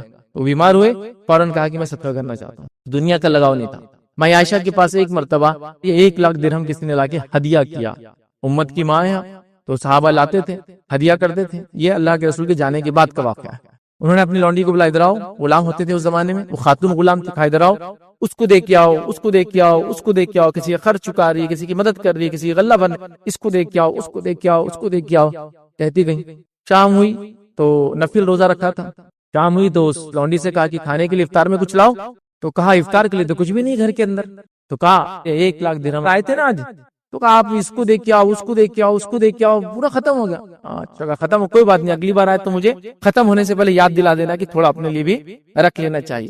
تو ایک دن کے اندر 80,000 یا 1,00,000 درہم آپ نے خرچ کر دیا۔ صبح بھوکی تھی، شام میں ہی بھوکی تھی، مطلب وہ بھول بھی گئی کہ ہم نے کچھ رکھنا چاہیے۔ غلام کو کیا کہا، اگلی بار کوئی آئے تو تھوڑا ختم ہونے سے پہلے یاد دلا دینا کہ ختم ہو رہا ہے، کیونکہ وہ تحفہ تھا ان کے لیے، کوئی صدقہ نہیں تھا، تحفہ تھا۔ تحفے کو تو آپ، میں چاہوں تو کچھ بھی کروں، پورا اپنے اوپر لگا دوں، پورا کھا لوں، آپ نے تقسیم کر دیا۔ کیا عجیب سماج ہوگا نا دینے والا، ان کو کہاں دنیا سے محبت رہی ہوں گی، اس لیے کہ دنیا میں سب سے زیادہ محبت آدمی کی کیش سے ہوتی، چونکہ کیش سے سب کچھ ہوتا ہے، کیش ہی لٹا رہے ہیں، کیش دے رہے ہیں کہ بھائی یہ دے دو، وہ دے دو، اور ایسے لا تعداد، مطلب میں گن بھی نہیں سکتا اتنے واقع ہیں۔ نبی اکرم صلی اللہ علیہ وسلم ایک مرتبہ عصر کی نماز پڑھائی، اور عصر کی نماز پڑھاتے سلام پھیرتے رفتار سے اٹھ کے چلے گئے، صحابہ پریشان ہوں گے۔ آپ صلی اللہ علیہ وسلم معمول تھا نماز پڑھاتے تھے، پھر چہرہ پھیرتا تھا، امام پلٹتا تھا مقتدی کی طرف، اس کے بعد تسبیحات پڑھتے تھے، ذکر کرتے تھے، اذکار کرتے تھے، اور صحابہ سے بات چیت بھی کرتے تھے، کبھی کبھی اٹھ کر چلے گئے۔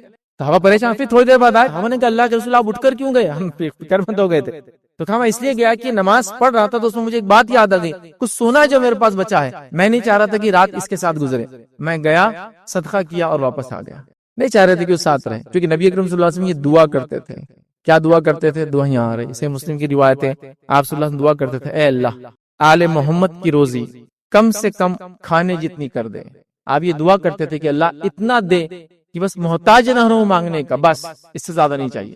محمد اور آل محمد کی روزی کتنی دے آپ فرما رہے ہیں؟ اتنی کم سے کم کھانے جتنی دے، اتنی دے بس کہ بس کھانا ہو جائے، بس مطلب بس اتنا ہو کہ میں کسی کے سامنے ہاتھ نہ پھیلاؤں، مانگنا نہ پڑے، بس اتنا چاہیے، اس سے زیادہ مجھے روزی روٹی نہیں چاہیے۔ یہ نبی اکرم صلی اللہ علیہ وسلم دعا کرتے تھے، یہ دعا جو ہے صحیح مسلم کے اندر موجود، کیا فرماتے تھے؟ اللہم اجعل رزق آل محمد قوتا، اے اللہ محمد اور آل محمد کی روزی کم سے کم کھانے جتنی کر دے، بس اتنی چاہیے۔ تو آپ نے بائی چوائس دنیا کو پسند نہیں کیا، بائی چوائس خرچ کرتے تھے، حالانکہ کچھ فائدہ آپ اٹھا سکتے دنیا سے، اللہ کے رسول نے نہیں پسند کیا، اور اتنا ہی آپ کے گھروں میں ہوتا جتنا بس کھانے پینے کی حد تک پور جاتا۔ ماں عائشہ فرماتی کہ ہمارے گھر میں 2 مہینے چولہا نہیں جلتا۔ کسی نے کہا جب چولہا نہیں جلتا 2 مہینے تو زندہ کیسے رہتے آپ، کیا کھاتے پیتے تھے، پوچھنے کے لیے، تو کہا انصار نے کچھ بکریاں دی تھی، اس کا دودھ وغیرہ استعمال کرتے تھے، بکریاں تحفے میں نہیں تھی، خالی اس کا دودھ دیا تھا، مطلب بکری کا دودھ دو کے استعمال کرو، بکریاں ان کی تھی، تو اس سے زندگی گزر جاتی تھی، لیکن کھانے کے لیے روٹی پکا کر کھانے کے لیے میسر نہیں تھی، دودھ پہ زندگی گزر جائے۔ آپ اندازہ لگائیں، تو آپ نے پسند کیا یہ چیز یاد رکھیں کہ دنیا میں زیادہ مبتلا نہ ہوں، اس لیے کہ قومیں اس کے وجہ سے ہلاک اور برباد ہوئی، بستیاں اس کے ہلاک اور برباد ہوئی، دین اور ایمان لوگوں نے ضائع کے اس چکر میں مال کے اور عیش پسندی کی یاد رکھے، تو اس سے بچنے کی ضرورت ہے۔ تیسرا پوائنٹ آج ہمارا ہم دیکھیں گے وہ ہے عیش پرستی کا سبب کیا ہوتا ہے، ریزنز کیا ہے، کیوں عیش پرست ہم بن جاتے ہیں، کیوں یہ ہوتا ہے، یاد رکھیں۔ آئیے وہ کچھ ریزنز دیکھتے ہیں۔ سب سے پہلی چیز جو عیش پرستی کا جو سب سے مین ریزن ہے، یاد رکھیے وہ کیا ہے معلوم آپ کو، ہم نے موت کو بھلا دیا، یہ آنے والی ہم کو اندازہ، اس کا کوئی ہم کو فکر نہیں۔ اگر موت کو یاد رکھے تو آدمی عیش پرست نہیں بنتا، ڈر جاتا الٹا، مطلب لیتے لیتے کبھی بولتا جان تو یار چھوڑو، کوئی دوسرا کرتے اس کے بدلے۔ عیش پرستی جس میں حلال حرام کی تمیز بھی نہیں رہی، کچھ نہیں رہا آج کل، تو یا پھر حلال سے کما رہے تو حرام خرچ کر رہے، یا تو حرام سے کما رہے پھر حرام خرچ کر رہے، یہ عیش پرستی کا عالم ہے، یاد رکھیے۔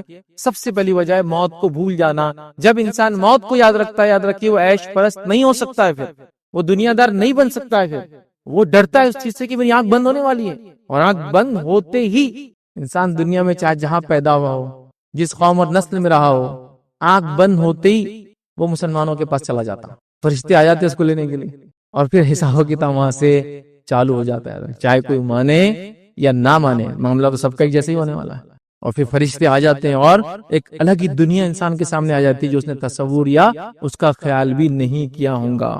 تو ہمیں عیش پرستی سے بچنا چاہیے، اور سب سے بہترین طریقہ بھی یہ کہ موت کو یاد کیا جائے، اس لیے کہ اللہ کے رسول صلی اللہ علیہ وسلم نے فرمایا، اور ابن ماجہ کی روایت ہے، لذتوں کو مٹانے والی موت کو کثرت سے یاد کرو، لذت کو مٹا دینے والی چیز موت کو کثرت سے یاد کرو۔ موت لذتوں کو ختم کر دیتی، یاد رکھیں، پہنچنے پہ بھی آپ ڈر جائیں گے، اس کی تکلیفیں، اس کی موت کی، اس کے بعد کے حالات یاد رکھیے۔ آپ کسی قبرستان جائیے، ان لوگوں کو دیکھیے جو پتہ نہیں مال دولت رنگ نسل اور کیا کیا جہاں اور جلال مقام اور منصب پوزیشن پوسٹ سب تھی، ابھی سب ایک جگہ پڑے ہیں ایک جیسے، غلام بھی وہیں مدفون ہے، بادشاہ بھی وہیں دفن ہے، غلام کے ساتھ بھی وہی ہو رہا ہے، بادشاہ کے ساتھ بھی وہی ہو رہا ہے. کچھ سالوں بعد کھولیں گے تو ہڈیاں نکلیں گے صرف اس میں سے.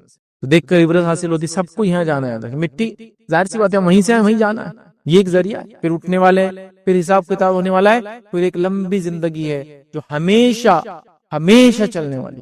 وہاں موت نہیں، یاد رکھ، موت یہاں ہے. 50 60 70 یہ تو مور دین ایوریج ہو گیا. 60 70 50 کے اندر ہی لوگ ایوریج چلے جاتے ہیں. اس سے زیادہ اللہ دے تو سمجھو اوور ٹائم کر رہا آدمی، اس طرح کا حال ہے نا. یہ یاد رکھیے موت بس آنے ہی والی ہے. لیکن وہ زندگی کیسی زندگی ہے؟ صرف وہاں کا ایک دن، آخرت میں جو حساب کتاب ہوگا وہ ایک دن 50,000 سال کا ہے. دنیا کی گنتی کے حساب سے 50,000 ایئرس، تو وہاں کا ایک دن ہوگا. وہ لاتعداد ویسی زندگی انسان گزارے گا. اس کے لیے ہم کیا تیاری کریے، سوچنا بے حد ضروری. یاد رکھیے بے حد ضروری. نبی اکرم صلی اللہ علیہ وسلم فرماتے ہیں جنتی جنت میں چلے جائیں گے، جہنمی جہنم میں چلے جائیں گے. پھر ایک دونوں کے بیچ میں دمبا لایا جائے گا، موٹا تازہ مینڈا لایا جائے گا، اور اس کے بعد بتایا جائے گا کہ یہ موت ہے. کیا بتایا جائے گا؟ یہ موت ہے. اور اس کا فرشتے کہوں گا اس کو ذبح کر دو. موت کو بھی جس کو بولتے ہیں موت دے دی جائیں گے. ہمیشہ کی زندگی ہے، وہ اینڈ لیس لائف ہے. ادر اس کے لیے ہم 50-60 ایئرس کی زندگی قربان کرنے کے لیے. اور قربان بھی کیا ہے؟ 60 سال کی زندگی میں سے اگر 6 سے 8 گھنٹے آرام اور آرام کے اٹھنا اور صاف صفائی میں انسان لگاتا ہے تو 1/3 آف دا لائف چلے گی. تو 60 میں سے 20 ایئرس تو اس میں چلے جاتے ہیں. ایوریج لائف ہے تو 20 ایئرس تو سونے میں گئے، اور پھر وہ اٹھتے کرتے وغیرہ تو یہ ہو گئے 20 ایئرس. پھر آپ بالغ جب تک نہیں ہوئے تھے تو 10 ایئرس. تو وہاں بھی قلم لکھتا نہیں، حدیث میں آتا ہے. تو 10 ایئرس کا رات وہ کر دے تو ہاف بھی اگر آپ کاؤنٹ کر لے تو 5 ایئرس ایڈ ہوگا، تو 25 ایئرس کی لائف کیسی چلے گئے. اب کیا ایکسپیکٹڈ ہے اس کے بعد کی زندگی میں؟ آپ کو آپ حلال روزی بھی کماؤ، آپ نمازیں بھی پڑھو، آپ زکات بھی دو، پیسہ ہے تو حج کرو، پیسہ ہے تو جو ہے زکات ادا کرو. یہ سب ایکسپیکٹڈ ہے. اور یہ پورا دن نہیں چلتا ہے کہ جو ذکر کمانا یہ کہ فجر سے بیٹھے تو عشاء تک بیٹھنا ہے. آپ نے ذکر کیا، نماز پڑھی، اٹھے گئے، حلال روزی کی تلاش کی، پھر آئے، سمجھ ہو رہا ہے نا؟ یہ سب کی بھی اجازت ہے. پھر اتنی ڈھیل اور چھوٹ دی گئی ہے کہ زندگی کا آدھا حصہ تو سونے میں اور بچپن میں گزر جا رہا ہے، باقی آدھے کا وہ ہے. اس کے بعد ایک لمبی نیند ہے، یاد رکھ، جو موت کی شکل میں ہے. اس کے بعد پھر اٹھنا ہے اور ایک ہمیشہ کی زندگی ہے. تو اس کی تیاری اصل یاد رکھی. تو موت کو بھلانے سے عیش پرستی آ جاتی ہے، بائی ڈیفالٹ آ جاتی ہے. تو موت کو یاد کرتے رہیں گے، عیش پرستی نہیں آئیں گی کبھی بھی. اور انسان ریڈی رہیں گا، چاق اور چوبند رہیں گا کہ جانا ہے اور جانے کے لیے تیاری کرنا ہے. اسی طرح یاد رکھیے دوسری چیز جو عیش پرستی کی وجہ ہوتی ہے، یاد رکھیے دیکھا دیکھی. وہ کر رہے ہیں تو ہم کریں گے، ان کے پاس اتنا ہے وہ ہم سے زیادہ کر رہے ہیں تو ہم کیوں نہیں کریں گے؟ دیکھا دیکھی، تقلید جس کو بولتے ہیں. اور قومیں ایسی کرتے ہیں ایک دوسرے کو دیکھ کر عمل کرتی ہے. دیکھا دیکھی، انہوں نے فلاں چیز پہنی، میرے کو فلاں پہننا ہے، لیکن اس کے پاس پیسہ ہے، لیکن میں کیسے بھی لا کے پہنوں گا، لیکن پہنوں گا. میں ادھار لوں گا، میں سودی قرض لوں گا، میں فلاں کروں گا، لیکن اس کے برابر جاؤں گا. فلاں کا بزنس یہاں تک چلا گیا، بہت اچھی بات ہے، میں بھی اپنے بزنس کو یہاں تک لے جاؤں گا، لیکن اس کے پاس مال ہے. میں 1 نمبر 2 نمبر حلال حرام، بینکنگ نان بینکنگ، سودی کچھ بھی کروں گا، مجھے بھی وہ کام کرنا ہے. تقلید دوسروں کو دیکھ کر، فلاں چیز فلاں نے کی تو مجھے بھی کرنا ہے. اور یہ کامن ہو چکا ہے ادھر، یہ کامن ہو چکا ہے ادھر. اور اکثر لوگ عیش پرستی یہیں سے سیکھتے ہیں. جو میں نے شروع میں مثال دی نا، ہم میں سے اکثر لوگ مالدار نہیں بھی ہے تو عیش پرست ہم سب ہے، کیونکہ ہم جو ماحول میں رہتے ہیں نا وہاں سے دیکھ کر ہم یہ سیکھ رہے ہیں. آپ سمجھ، دیکھ کر ہم سیکھ رہے ہیں اور اس کو سمجھنے کی کوشش کر رہے ہیں. اور پھر اس کو جس کو بولتے ہیں نا ویسا رہنے کی، اس جیسا ایکشن لینے کی، اس کو دیکھ کر ہم بھی ایسا کریں گے، اس کی پوری چوائس اور پوری خواہش انسان رکھ رہا ہے. یاد رکھیں. اور یہ ساری چیزیں ہو رہی ہے، اس کے لیے ساری پلاننگز ہو رہی ہے. ینگسٹرز میری بات کو اچھے سمجھیں گے، ان کا تو پورا دھیان سے اسی پہ رہتا ہے. میں ایسا چلوں گا تو فلاں ہوں گا، ایسا پہنوں گا تو فلاں ہوں گا، ایسا کھاؤں گا تو لوگ یہ سمجھیں گے، ویسا کروں گا تو فلاں ہوں گا. یہ اس کے لیے تو مطلب سب کچھ وہ کر رہے ہیں، مطلب سب کچھ اس کے لیے قربان ہے. دوسرے سے پوچھتے بھی ایسا دکھ رہا تھا کہ میں بڑا آدمی ایسا چلا تو، اور تو بڑا آدمی دکھ رہا ہے ایسا چلا تو، ٹھیک ہے اب میں ایسے ہی چلوں گا. میں نے ایک بڑے آدمی کو دیکھا فلاں، تو وہ بھی عیش پرستی کاپی کرتے ہیں دوسروں کو دیکھ، نقالی کرتے ہیں، تقلید کرتے ہیں. یاد رکھیں. اور یہ کامن ہو گیا. یاد رکھیں. کسی مجلس میں چلے گئے، کسی دیندار انسان کو دیکھ کے تو متاثر نہیں ہوئے، لیکن کسی دنیا پرست آدمی کو دیکھ کے متاثر ہو گئے کہ اب یہ والا ہینڈ سیٹ، یہ والی گھڑی، یہ والا جوتا، وہ والی چپل، یہ والا گوگل، وہ والا فلاں، یہ سب سیکھ کے آ رہے ہیں. وہاں سے کچھ اچھی بات نہیں سیکھی کہ فلاں انسان ملے تھے، اتنے دیندار تھے، اتنا خرچ کرتے اللہ کے راہ میں، اتنے فلاں تھے اور فلاں تھے، ان کے بچے ماشاءاللہ حافظ بن رہے تھے، حالانکہ ہم کو تو لگا اتنے مالدار ہے وہ تو یہ نہیں کریں گے. وہ سب نہیں متاثر کیا، لیکن عیش پرستی نے متاثر کیا. وہ ایسے بیٹھے تھے، یہ ایسے اٹھے، وہ ویسے کھا رہے تھے، اس نے اتنا سونا پہن کے آیا تھا، ایسی گھڑی ایسی تھی، یہ سب ہو رہا ہے ادھر. اور عیش پرستی، مادہ، دنیا کو حاصل کرنے کے لیے اتنا کچھ ہو رہا ہے جس کی کوئی انتہا نہیں. میں کبھی کبھار اپنی تقریروں میں کہتا ہوں، کئی جگہ جاتے ہیں ہم لوگ، سفر کرتے ہیں تو کبھی کبھار اگر ہم کو سیٹ نہ بھی ملے تو ہمارے برانڈز کو تو سیٹ مل ہی جاتی ہے. مطلب مثال کے طور میں چلے گئے، اب ٹرین کا ریزرویشن نہیں ہے لیکن اب جگہ بھی چاہیے، تو خالی ہینڈ سیٹ کو ایسا الٹا لگا کے اندر چلے جانا، یا رنگ ٹون اگر بج گئی پرٹیکولر تو لوگ خود ارے آئیے نا، ہم کو تو پتا ہی نہیں تھا آپ اتنے بڑے آدمی، آئیے بیٹھ جائیے. تو مجھے تو جگہ نہیں ملی تھی، لیکن برانڈ کو تو جگہ مل ہی گئی میرے، مطلب اس کی وجہ سے سوچے نہیں اتنا بڑا آدمی. بٹھاؤ اس کو لاگے گھڑی، مطلب موبائل کی رنگ ٹون بجی اس کی خاص، جس کو حاصل کرنے کے لیے ابا کی کڈنی بھی چرانی پا رہا میں، اگر موقع ملا تو وہ بھی چرا کے بھیج دوں گا. وہ نا وہ اس کے پاس ہے یار، مطلب احترام غلط کہ استغفار پڑھ رہے، توبہ کر رہے کہ بھائی کیا ہوا، اس آدمی کا رسپیکٹ کرنا بھول گیا. اتنا بڑا آدمی آگے کھڑا ہے ہمارے اندر اتنی دیر سے. تو برانڈز کو تو جگہ ملی جا رہی ہے. کسی کہنے والے نے ایک ایسی بات کہی تھی کہ ایک صاحب تھے بڑے غریب تھے، بعد میں اللہ رب العزت نے مال و دولت زندگی کے آخری حصے میں دے دیا، تو لوگ آ کر سلام کرتے تھے تو وہ یہ جواب دیتے تھے پہنچا دوں گا. کیا جواب دیتے تھے؟ پہنچا دوں گا. تو ایک بار ایک شخص کو بڑے غصہ آیا، کہا یہ بوڑھے کو جب بھی سلام کرتے کیا بولتا؟ پہنچا دوں گا. تو پکڑ لیا، کہا یہ کیا ہے حضرت، پہنچا دوں گا، وعلیکم السلام ہے تو سلام کا جواب.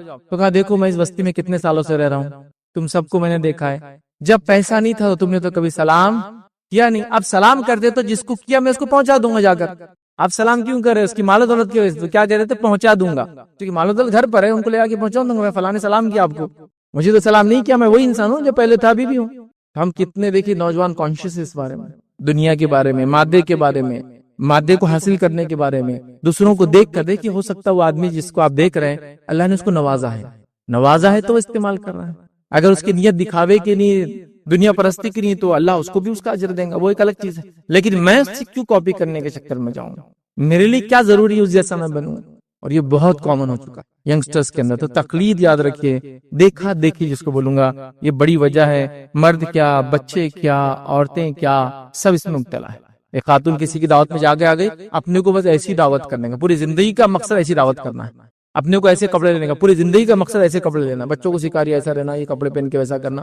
دینی ادب اور اخلاق کے لمٹ میں جتنے بچے ہیں یا اس میں ہے وہ کافی ہے، اب اس سے زیادہ کوئی ادب اخلاق سیکھنے کی ضرورت نہیں ہے. شریعت اور دین نے سارے اخلاق بتا دیے دنیا میں رہنے کے، لیکن یہ سب بیجا اخلاق اور دنیا پرستی کی کئی مظہر ہے.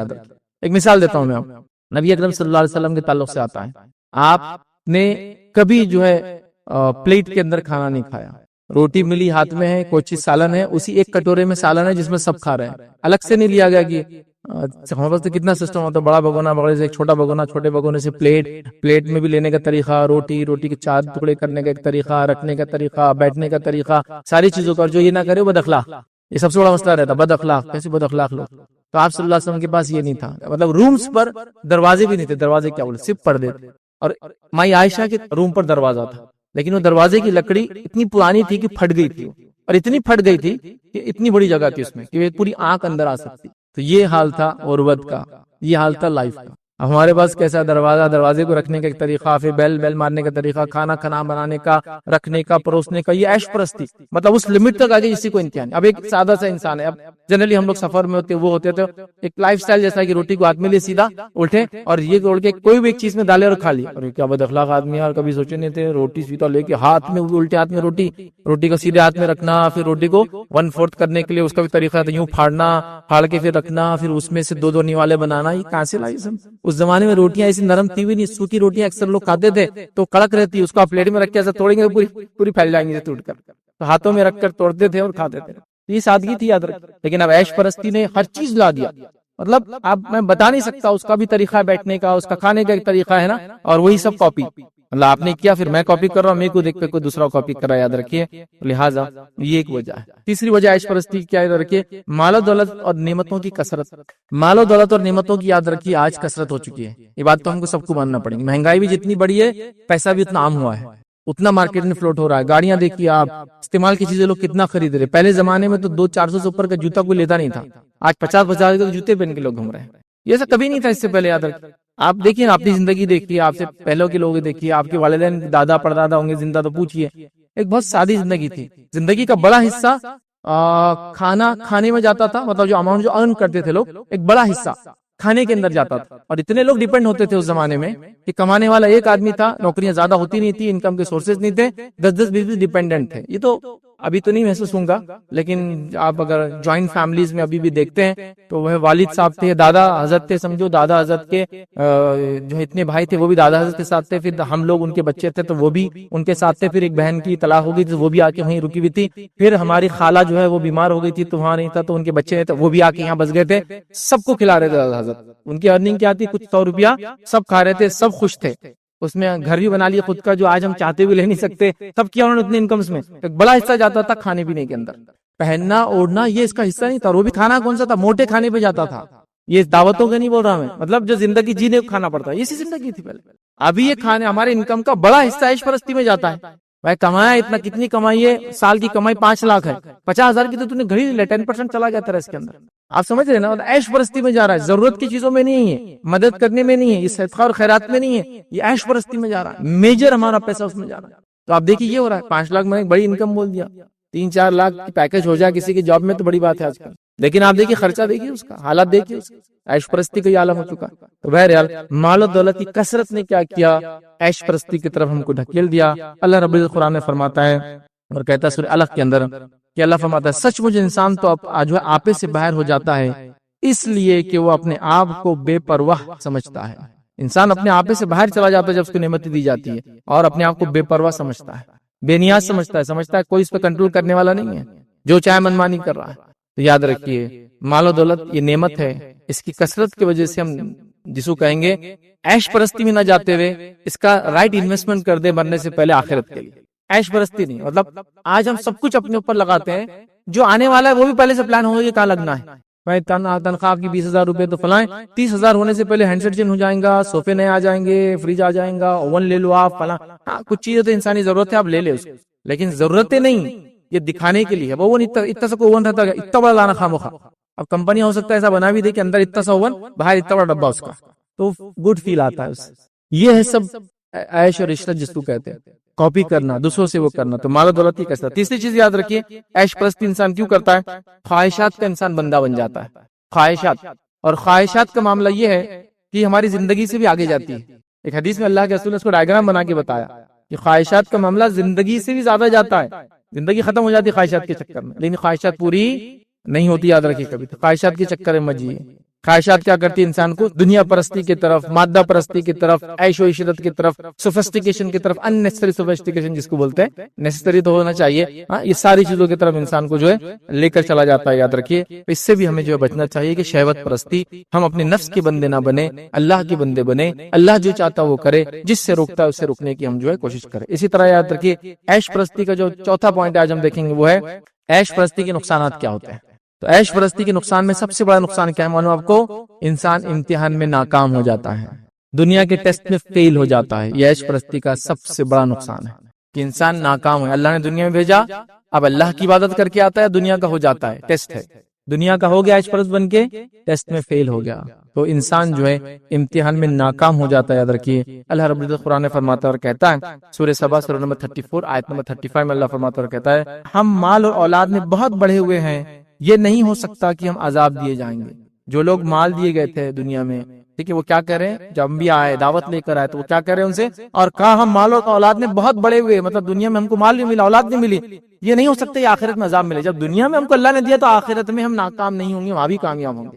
جب ان کو دعوت دی گئی تو یہ کہہ رہی ہے قومیں ہم کو اللہ عذاب نہیں دیں گا کیونکہ دنیا میں ہم کو مال اور اولاد دیے. جب مال اور اولاد دیے تو ہم اللہ کے چہیتے، اس کا معنی ہے چہیتے مطلب اللہ آخرت میں عذاب نہیں دیں گا. تو اس بات کو سمجھیے، ایسا نہیں ہے اگر اللہ نے مال دیے اولاد دیے تو یہ ٹیسٹ ہے، تو ہم ٹیسٹ میں کیا ہوتے ہیں؟ فیل ہو جاتے ہیں اگر ہم یہ کرتے ہیں. تو یاد رکھیں اسی طرح جو ہے قرآن میں دوسری جگہ اللہ فرماتا اور کہتا ہے کیا وہ گمان کرتے ہیں کہ ہم مال اور بیٹوں میں سے جن چیزوں کے ساتھ ان کی مدد کر رہے ہیں ہم انہیں بھلائیاں دینے میں جلدی کر رہے ہیں، بلکہ وہ نہیں سمجھتے. مطلب یہ ایک وارننگ ہے، وہ سمجھ رہے ہیں کہ ہم مال اور اولاد دیکھ کر ان کے لیے بھلائیاں کر رہے ہیں، اللہ فرما رہا ہے بلکہ وہ سمجھ نہیں رہے، مال اور اولاد دیکھ کے ان کو اور عذاب میں ہم مبتلا کر رہے ہیں. وہ ٹیسٹ ہے، وہ ٹیسٹ میں فیل جا رہے ہیں. مال دے دیا، اولاد دے دی، آدمی کو لگ رہا سب کچھ مل گیا. پہلے زمانے میں تو یہی تھا نا، اولاد ہو جائے انسان کو لڑکے اور مال ہو تو بس ختم، ساری چیزیں ہوئی. تو بہرحال اللہ کہہ رہا ہے کہ یہ سمجھ رہے ہیں لیکن یہ ان کی اچھی چیز نہیں ہے. تو یہاں یاد رکھیے نعمت امتحان ہے، ہم امتحان میں ناکام ہو جاتے ہیں. دوسرا نقصان کیا ہوتا ہے یاد رکھیے عیش پرستی کا؟ وہی ہے دنیاوی نعمتوں کی وجہ سے آخرت کی نعمت کا زوال آ جاتا ہے.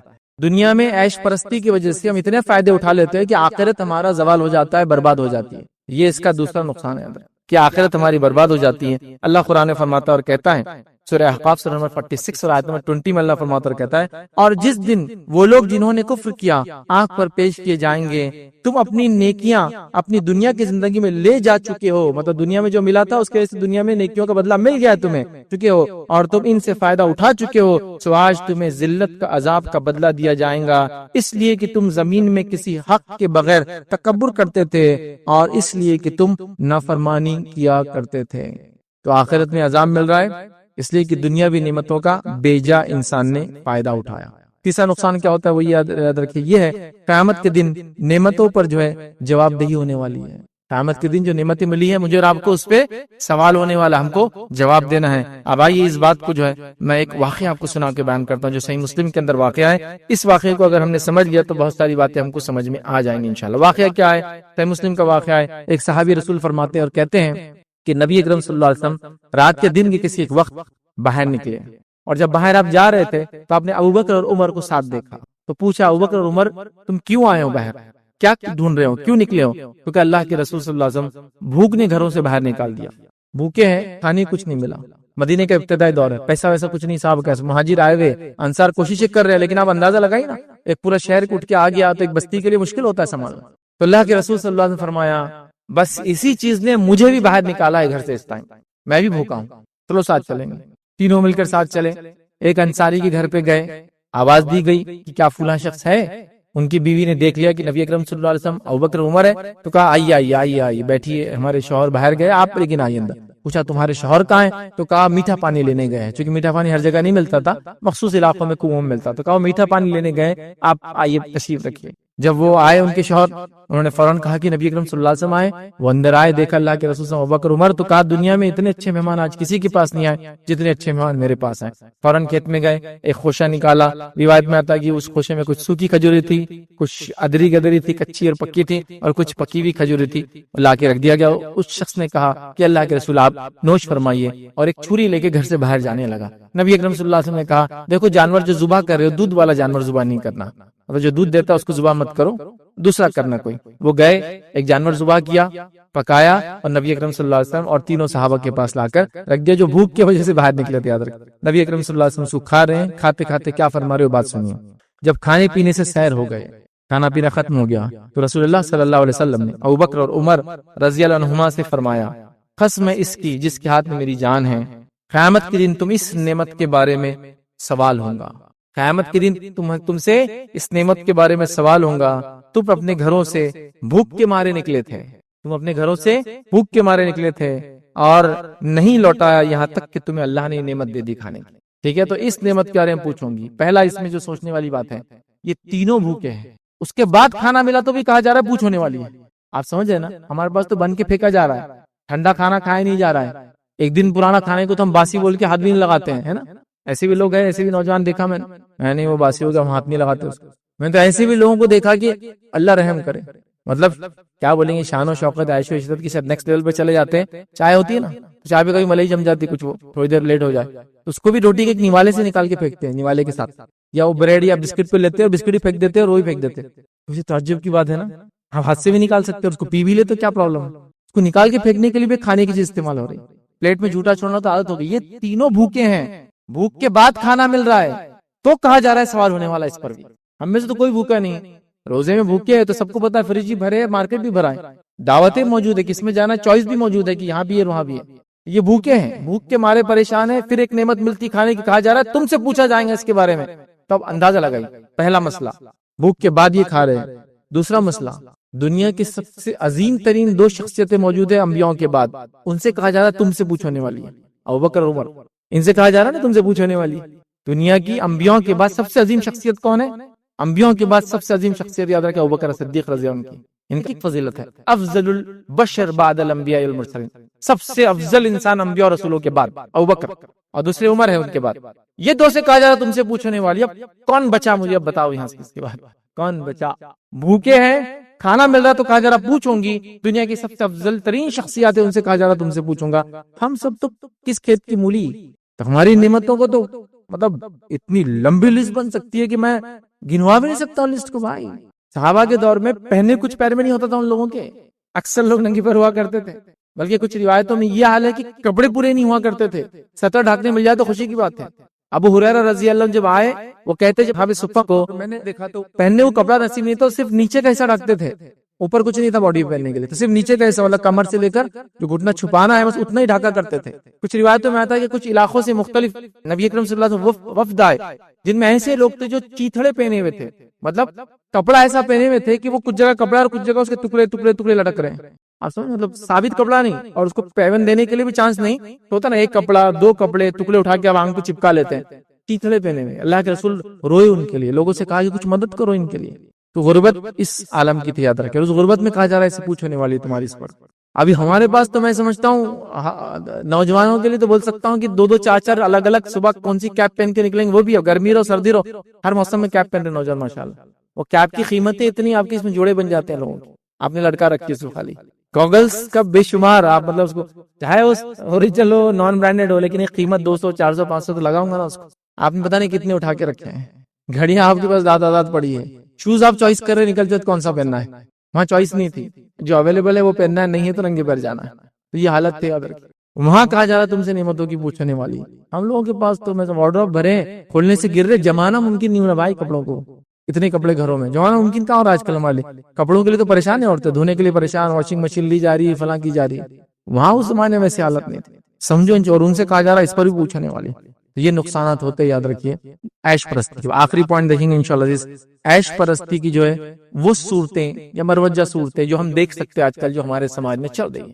عیش پرستی کی سب سے پہلی اور سب سے بڑی صورت جو میں کہہ سکتا ہوں آج جو ہے وہ فیشن کے ذریعے ہمارے سماج میں دیکھ سکتے ہیں۔ عیش پرستی کا پہلا جس کو کہیں گے ایک پوائنٹ ہم لے سکتے ہیں جس سے ہم پہچان سکتے ہیں قوم عیش پرستی میں لگی، وہ ہے فیشن، پھر وہ چہرے پہ ہو، لباس کی شکل میں ہو، چشموں کی شکل میں ہو، گھڑیوں کی شکل میں ہو، جوتوں کی شکل میں ہو، کپڑوں کی شکل میں ہو، پھر اپنے آپ کو دعوتوں میں جانے سے پہلے سجانے کی شکل میں ہو جس کا کوئی ایسٹ ویلیو نہیں ہے، 500 1000 روپے منہ پہ لگا دیا اور پھر دعوت میں جا کے آ رہا ہے، ایک دعوت، وہ یہاں دھبا تھا چھپانے کے لیے، یہاں داغ تھا چھپانے کے لیے فلاں، ایک یہ تو مردوں کا حال ہے، عورتوں کو تو ابھی چھوڑ دیا میں نے، ہزاروں کا معاملہ ان کا، تو یہ تو 500 روپے تو میاں بھائی کو لگ رہے، جا کے آج کل سلون میں بیٹھ کے وہ ٹوپی لگا دیتا ہے، ریسٹورینٹ بنا دیتا ہے آپ کو، وہاں بیٹھ رہا، بولے اس سے یو وی چھوڑتا، پھر اس سے انفرا ریڈ چھوڑ رہا، IR چھوڑ رہا، اور پھر یہ کر رہا تو اسکن فلاں ہو رہی، وہ کیا ہو رہا ہے وہ حجام کو تیرے کو معلوم کیا ہو رہا، وہ سال 2 سال بعد تیرے کو سمجھ میں آ جائے گا کیا ہو رہا، لیکن وہاں جا کے پڑا ہے ہر دعوت میں جانے سے پہلے مونچھیں تراشنا ہے، گاڑی کو سیٹ کرنا ہے، بالوں کو بنانا ہے، 50 100 150 روپے خرچہ ہو گئے،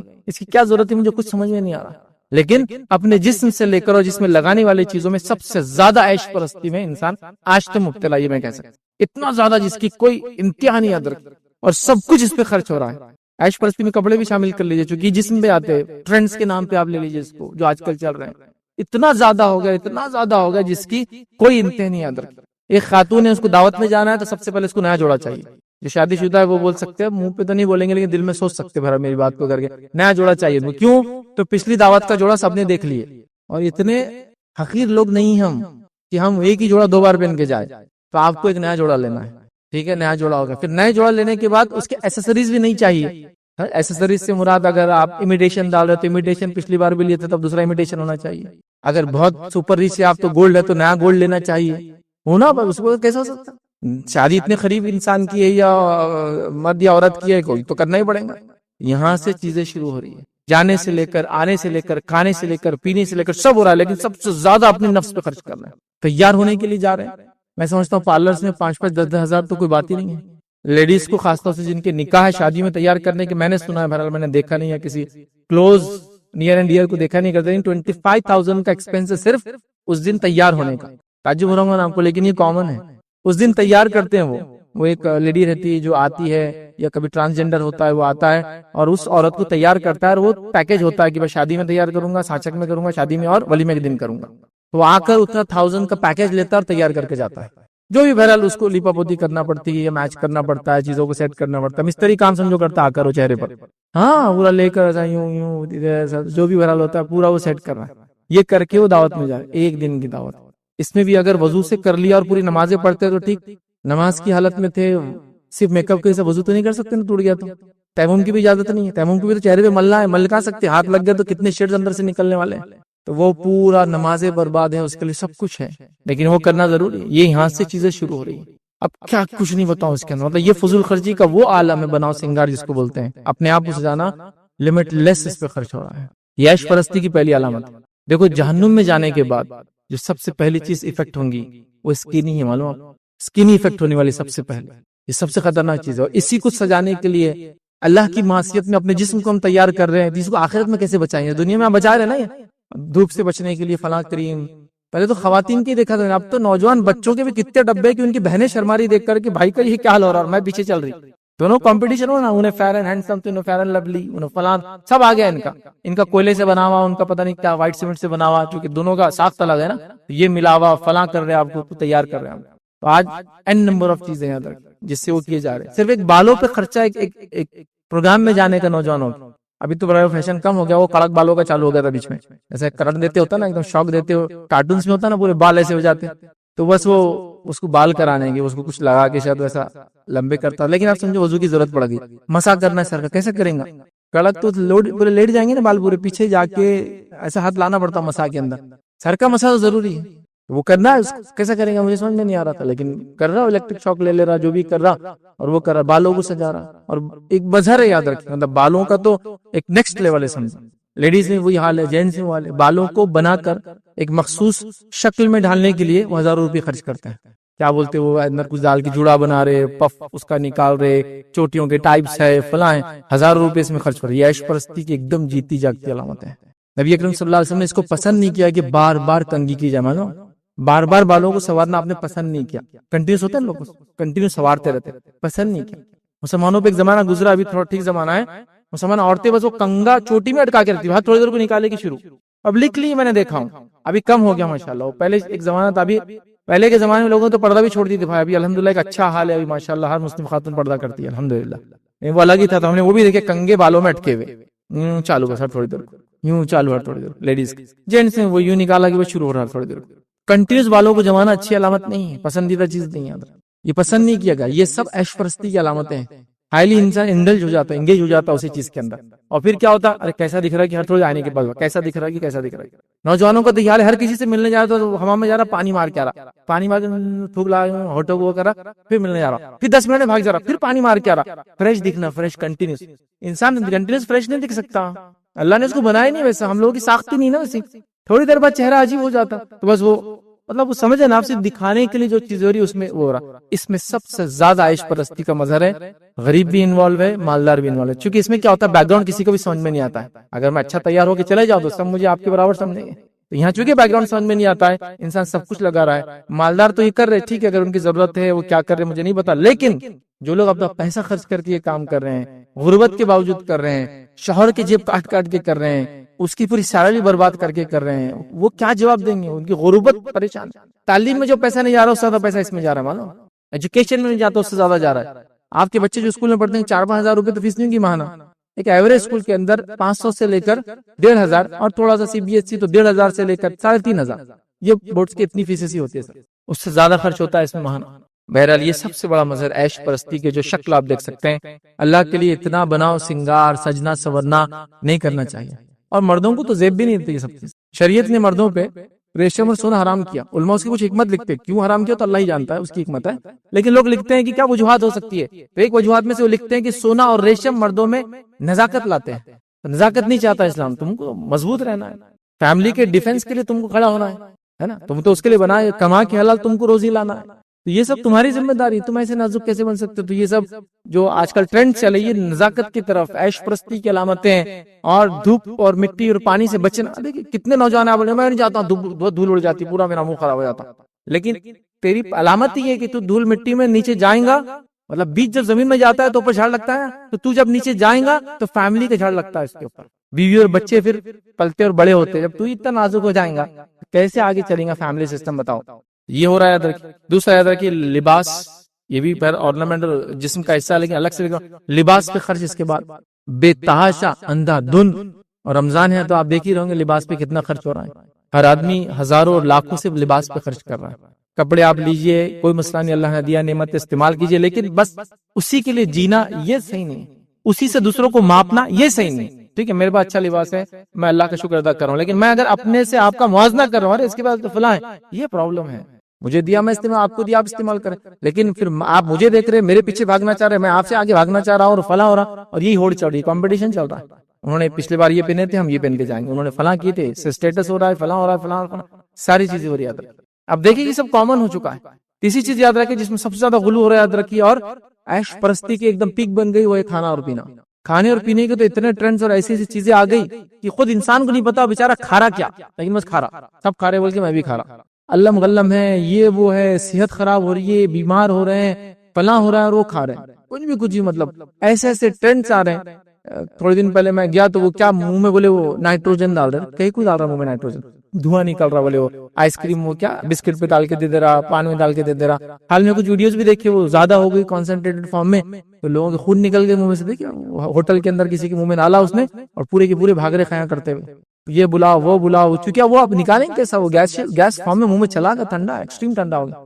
یہ کوئی ٹیسٹنگ کے لیے باڈی دی گئی آپ کی، یہ سب چیزیں ٹیسٹ کرو۔ کھانے پینے مطلب غلوط کی علامت ہے نا، کہ آپ یہ ہے فلاں کلر ڈال کے یہ کر رہا، انہیں گھوم گھوم کے کچھ تو بنا کے آپ کو دے رہا تو آپ پی رہے، فلاں چیزیں ڈال رہے، یہ سب سوفسٹیکیشن ایک نیکسٹ لیول کے، کسی کو کچھ سمجھ رہا نہیں اس نے کیا کھلا رہا، لیکن بس یہی شوق ہے، یہ کرنا ہے، اپنی اگلی دعوت میں اپن ان کو بلائیں گے، ایسا کروائیں گے، یہ سب بہرحال چل رہا ہے۔ اور دعوتوں کے سوفسٹیکیشن تو بھائی ایک نیکسٹ لیول کے ہی چلے گئے، مطلب وہ جا کے بیٹھے تو پتہ چلتا لوگوں کی مجلسوں میں، اس میں بھائی ہم تو دعوت دے رہے تو بکرا ہم جو 1 سال پہلے سے لے کے پالتے ہیں، اس کی کیا ضرورت تھی، مجھے سمجھ میں نہیں آ رہا۔ پھر اس کو لا کے 8 دن وہاں رکھتے تو وہ ٹھنڈے سے گرم میں آنے سے اس میں یہ فرق پڑتا، اوہ یہ سب مطلب مسائل تو اپنے کو پتہ ہی نہیں۔ لیکن اسی آدمی سے پوچھو کہ اگر 1 رکعت زیادہ پڑھ لیا تو نے ظہر کے اندر 4 کے بدلے 5، تو سدی سے وہ کیسے کرنا، وہ نہیں معلوم ہے۔ بکرے کا پوچھو تم میرے کو کیسا بنانا، کیسا پکانا، پھر وہ بکرے کو بنانا ہے، اسے کاٹنے کا ایک طریقہ ہے، سیدھا سیدھا نہیں ہوتا، پھر کاٹنے کے بعد دھونے کا ایک طریقہ ہے، پھر وہ اتنے فٹ نیچے گیا تو اچھا بنتا ہو، 6 فٹ سے نیچے اچھا بنتا، 5 فٹ تو اچھا نہیں بنتا، 3-4 فٹ تو دھوکا ہے تم کو، کھاؤ بھی مت تم لوگ، وہ وہاں جانا، وہاں بنتا ہوا اصل۔ سب کے دعوے سوفسٹیکیشن ہے لائف کا، آ گیا یہ سب جگہ، یہ سب چیزیں سوچی جا رہی، بولی جا رہی، اس سے فخر کیا جا رہا ہے، اس کو پوچھا جا رہا ہے، اس کو سراہا کی جا رہی۔ میں تو جب ہی سمجھ گیا تھا آپ کی دعوت بولے تو 15 دن سے لگے ہوں گے آپ، ارے نہیں بھائی صاحب 1 مہینے سے، ہاں آپ کا معاملہ تو دعوت کا، یہ نو نہیں، یہ پہلے سے نو نہیں کیا، وہ ہے جب نکلا میٹ لانے کے لیے تو 200 کلومیٹر، 200 کلومیٹر وہاں سے میٹ پرچیز، کسی عام آدمی سے نہیں، دادا کے دوست تھے، وہ دادا بھی لیتے تھے، پردادا بھی لیتے تھے، ابا بھی لیتے تھے، میں بھی لے رہا ہوں، بچوں کو بھی سکھاتا یہیں سے لینا، سوفسٹیکیشن ہے یہ سب کھانے پینے، مسالے ادھر ادھر سے نہیں آ رہے، کوک بھی ادھر ادھر سے نہیں آ رہے۔ اب تو کوک کا تو یاد ہو گیا، وہ کھانا کا چاول بھی لاتا، بولے وہاں کا پانی، جہاں کا چاول وہاں کا پانی اچھا بنتا، معلوم پانی کی بیرج لے کے آ رہے ساتھ میں اپنے، یہ ہو رہا ہے بھائی، یہ سب ہو رہا ہے، یہ اندھا دھند سوفسٹیکیشن، یہ سب عیش پرستی کی علامت ہے۔ نبی کرم صلی اللہ علیہ وسلم، صحابہ، تابعین بہت موٹا کھانا کھاتے تھے۔ عمر ابن خطاب رضی اللہ عنہ کے زمانے میں قحط ہو گیا، سوکھا پڑ گیا، لوگ مدینے کی طرف آنے لگے، مختلف علاقوں، مدینے میں نہیں تھا، اطراف کے آنے لگے۔ عمر ابن خطاب رضی اللہ عنہ نے یہ عہد کر لیا کہ جب تک لوگ گوشت نہیں کھائیں گے میں نہیں کھاؤں گا۔ تو آپ نے جب تک لوگوں کو کھانا نہیں ملا تب تک خود بھی جو ہے میٹ اور گوشت نہیں کھایا، 1.5 سال تک نہیں کھایا، لوگ میرے بھوکے رہا ہے میں کھا نہیں سکتا ہوں۔ آپ دیکھیں اتنا سادگی تھی، اگر ایک آدمی بادشاہ اس لیول کا ہو وہ کیا برداشت کرے گا کہ بادشاہوں کے کھانے کیسے ہوتے آپ دیں گے؟ لیکن یہ خلیفہ ہے، لیکن سادگی دیکھیے آپ کی، لوگ بھوکے تو میں نہیں کھاؤں گا میٹ، سادہ کھانا کھاتے تھے، روٹی کے ساتھ سرکہ، سالن، کوئی چیز کھاتے ہیں، سوکھی روٹیاں کھا رہے ہیں، یہ زندگیاں تھی ادھر، تو لوگ ان کو یاد بھی کرتے ہیں آج تک، اس لیے قربانیاں تھی ویسے۔ تو بہرحال کھانے پینا، اسی طرح جو ہے کھانے پینے کے اندر پھر اس کے آگے اور پیچھے کے لوازمات مجھے بولنے کی آپ کو ضرورت نہیں ہے۔ کھانا ہے، کھانے سے پہلے کوئی سٹارٹر چاہیے، 2 سٹارٹرز کم از کم ہو، 2 سے کم رہا تو ہلکٹ انسان ہے، سٹارٹر بھی نہیں رکھا۔ پھر کھانا ہو، کھانے میں 2-3 الگ لال پیلے ہرے ادے سان ہو، کس سے لال کیا ہرا کیا پیلا کیا نہیں معلوم، کھانا کھائے بعد بھی رنگ چھوڑ رہے نہیں، اور ٹوائلٹ میں بھی رنگ نہیں چھوڑ رہے ہو، وہاں تک رنگ ساتھ جا رہا ہے، کیا ڈالا اس نے پتا نہیں کون سا پینٹ ڈال دیا، آپ سب کھا رہے ہیں خوشی سے، جینے کا اس کے علاوہ کوئی طریقہ بچا ہی نہیں نا ابھی ہمارے پاس، وہ ہو رہا ہے۔ اس کے بعد پھر کھانا ہے، کھانے کے بعد پھر مشروبات ہے نا، ٹھنڈے وغیرہ ہے، اور اس کے بعد کیا ہے، آخر میں منہ لال کر کے نکلنا ہے باہر، پورے لوازمات پورے کرتے کرتے پان آخر میں رہتا نکلتے وہ بھی کھا کر نکلنا ہے، منہ میں کاڑی رکھتے ہوئے تھوڑی دیر تک، یہ سب ہو گیا، تو یہ لوازمات، یہ ہوئی اچھی دعوت۔ کوئی اگر بلا لے سادہ سیدھا آپ کو ایک روٹی اور سالن دے دے تو اگلی بار بولتے اس کی دعوت آئی نا تو پہلے بولتے نا بزی ہے، سادہ کھلا دیتا یار، جانے کے بعد خالی ایک فلاں ہے، ٹائم بھی ویسٹ ہوتا، پیٹرول کو بھی نہیں پڑتی اس کی دعوت، دور جاؤ اور یہ کھا گا۔ لیکن دعوت آپ کسی کے رسپیکٹ میں جاتے ہیں، نہ کہ اس کے کھانے کی وجہ سے جاتے ہیں۔ دعوت دینے والا جب آپ کو دعوت دیتا ہے وہ آپ کو رسپیکٹ دیتا ہے، اور جب آپ اس کے پاس جاتے ہیں آپ اس کو رسپیکٹ دیتے ہیں۔ تو یہاں کھانے کا تو کوئی ایشو ہی نہیں ہے، وہ نہ بھی رہا تو ہم لوگ خوش نہیں۔ نبی کریم صلی اللہ علیہ وسلم نے ایک ولیمہ کیا، ولیمہ کی ایک مرتبہ ولیمہ کا اعلان کیسے ہوا؟ جو شخص جہاں ہے جس کے پاس جو کھانے کا ہے وہ ساتھ لائے، سب لوگ اپنے پاس جو تھے لائے اور سب لے کر آئے۔ نبی کریم صلی اللہ علیہ وسلم نے کہا سب رکھو اپنا ڈبہ، سب ساتھ میں کچھ لائے تھے، اور ام سلیم رضی اللہ عنہ موجود تھی، انہوں نے ایک لیدر کا ایک دسترخوان تھا وہ ڈالا اور اس میں ساری چیزیں کھجورے وہ ڈالی اور اس کو ایسا مسلتے نا، روٹی کھجورے وہ سب ایسا مسل دیا اور مسل کے اس کو وہاں رکھ دیا اور سب نے اس میں سے کھایا۔ آپ نے کہا یہ میرا ولیمہ ہے۔ کتنا سادہ ولیمہ، مطلب آپ آؤ اپنے گھر سے ڈبہ لاؤ، میرے خوشی میں شامل ہو، کھاؤ اور چلے جاؤ۔ دعوت میں کھانا نہیں ہے، آپ نے کھانا لایا، دعوت لیکن اصل تھی، ولیمہ تھا، واجب ہے نا دعوت دی۔ یہاں سوفسٹیکیشن کی لائن لگی، یہ سب مظہر ہے ہمارے دنیا پرست ہو جانے کے۔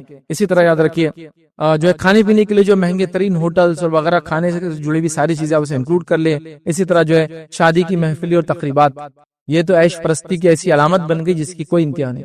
شادی کی مجلس اور تقریبات سبحان اللہ ایسا مظہر ہے یہ کہ جس کی کوئی انتہا نہیں۔ مطلب اب تو میں یہاں تک دیکھ رہا ہوں کہ گھر کو بھی اس رنگ سے کرتے ہو جس دن جو اس دن کا رنگ ہے جو ان کا جو آتا ہے، آدمی جو پورا آج کل آپ کی شادیوں کو وہ ہوتا ہے مینج کرنے آتا ہے ایک آدمی، پھر وہ پوری شادی آپ کو مینج کر کے دے دیتا ہے، آپ کے 8-10 دن شادی کے جتنے بھی دن کا آپ ڈیوریشن میں کر رہے ہیں، تو گھروں کے چھت کے کلر تک بدل رہے ہیں وہ، تاکہ ڈرون جب نیچے سے اوپر جانا نا تو وہ گھر الگ دن، آج پیلا نیلا اودا ہرا، اور سب کے کپڑے بھی ویسے، مطلب اس دن آج کا پیلے کا تھیم ہے۔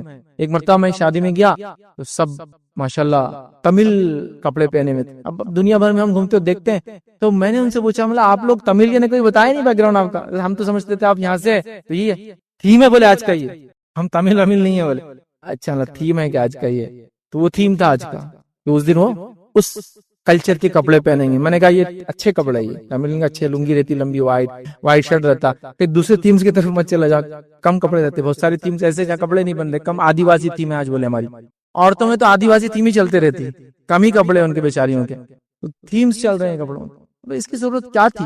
اور جب تھیم کریں گے تو کپڑا سب نے نیا لیا، اب اس دن کے بعد کب پہنیں گے مجھے بتاؤ، چلو اس دن تو پہن لیا، اب کب پہنیں گے نیکسٹ اس کو؟ یہ پہن کے نہیں تو کوئی بھی انا بولنے والا آپ کو، پھر وہ برداشت ہونے والا نہیں آپ سے، تو پھر آپ جانے والے نہیں، یا شروع ہو جائیں گے تمل میں، آپ جواب دے نہیں پائیں گے، اس کو ذلیل بھی ہو جائیں گے۔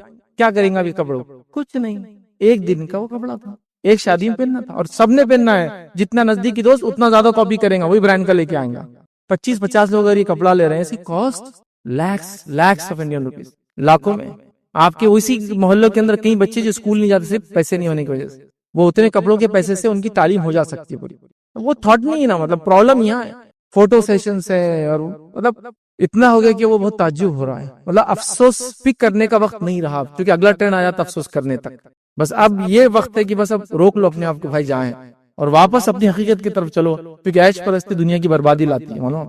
عیش پرستی موت کا ڈر لاتی ہے دل میں، یاد رکھیے، عیش پرستی ظالم حکمراں لاتی ہے ہمارے اوپر، یاد رکھیے، کیونکہ آپ اللہ کو چھوڑ دیتے ہیں، تعلیمات چھوڑ دیتے ہیں، عیش پرستی کئی نقصانات کا باعث بنتی ہے دنیا اور آخرت۔ بہرحال تو شادی بیاہ ایک مظہر بن گیا، یاد رکھیے۔ اس کے بعد رہائش گاہوں میں عیش پرستی، ریسیڈینشل مطلب گھر مکانات کس لیول کے بن رہے ہیں، آپ لوگ سب دیکھ رہے ہیں، عیش پرستی کی علامت ہے۔ ایسا کہ کبھی دنیا سے جانا ہے ہی نہیں، مجھے اس طرح سے ہم تیار کریں، یاد رکھیے۔ اسی طرح یاد رکھیے گیجٹس اور استعمال کی چیزوں میں عیش پرستی، موبائلز، ٹھیک ہے، ایک موبائل آپ کو کافی ہے، آپ کی ضرورت 2 موبائل کافی ہے، لیکن موبائل کا ٹائپ، اس کا کاسٹ، اور ہر کوئی اس کے پیچھے پڑا ہے۔ مطلب ایک آدمی جو رو رہا ہے کہ مجھے زکوٰۃ کے پیسے بھی دیے تو چلیں گا، اس کے پاس 25,000 کا ہینڈسیٹ جیب میں ہے، تعجب کی بات ہے، 25,000 کا جیب میں ہینڈسیٹ رکھ کے تو زکوٰۃ مانگتے گھوم رہا ہے، شاید زکاتیں وغیرہ لے کے یہ سب مینٹین کر رہا ہے انسان، یہ حالت ہو چکی ہے لوگوں کی۔ گیجٹس ہے، اسکرینس ہے، آپ کی گاڑیاں ہیں آپ کی، ہاں، اور اس کے بعد جو ہے چیزیں جو استعمال کی ہے، جو اپنے لیے نہیں زیادہ لوگوں کو دکھانے کے لیے لی گئی، خود کا استعمال تو آ بھی نہ رہا انسان کو بیچارے کو۔ کئی لوگوں کو دیکھا میں لاکھوں روپے کے ہینڈسیٹ استعمال، اچھی بات ہے، ضرورت ہے تو رنگ ٹون بدلنا نہیں آتی اس کی، مطلب اس کا استعمال نہیں ہے، خالی ریسیو کرنا ہے، لیکن اسٹیٹس ہے نا اب، کیونکہ وہ اسٹیٹس ہے تو کریں گے کیا، لینا تو ہے وہی، چاہے وہ کتنے لاکھ کا ہے، اس میں سے ایک فیچر بھی اپنے کام کا نہیں ہے، خالی اس کی بیل بجنا اور اس کی تصویر صحیح دکھنا کہ یہ والا ہے، تو مطلب ہم نے کمائے، ہمارے بچوں نے کمائے، اس کا احساس لوگوں کو بھی ہو جاتا ہے۔ کوئی ضرورت ہے تو کچھ بھی لو، میں انکار نہیں کر رہا ہوں، لیکن یہاں ضرورت نہیں ہے، اسٹیٹس ہے اس کے پیچھے جڑا، تو وہ ساری گیجٹس وغیرہ آپ دیکھیے، گاڑیاں دیکھیے، ٹی وی اور یہ اور صوفے اور ساری چیزیں یاد رکھیے، اور کھیل اور تفریح میں مبالغہ، کمیونٹی بہت آگے چلے گی اس میں، کھیل تفریح مبالغہ کا تو یہ عالم ہے کہ جہاں مسلم علاقے ہوں گے وہاں آپ کو 50 قسم کے تفریح کے علاقے مل جائیں گے۔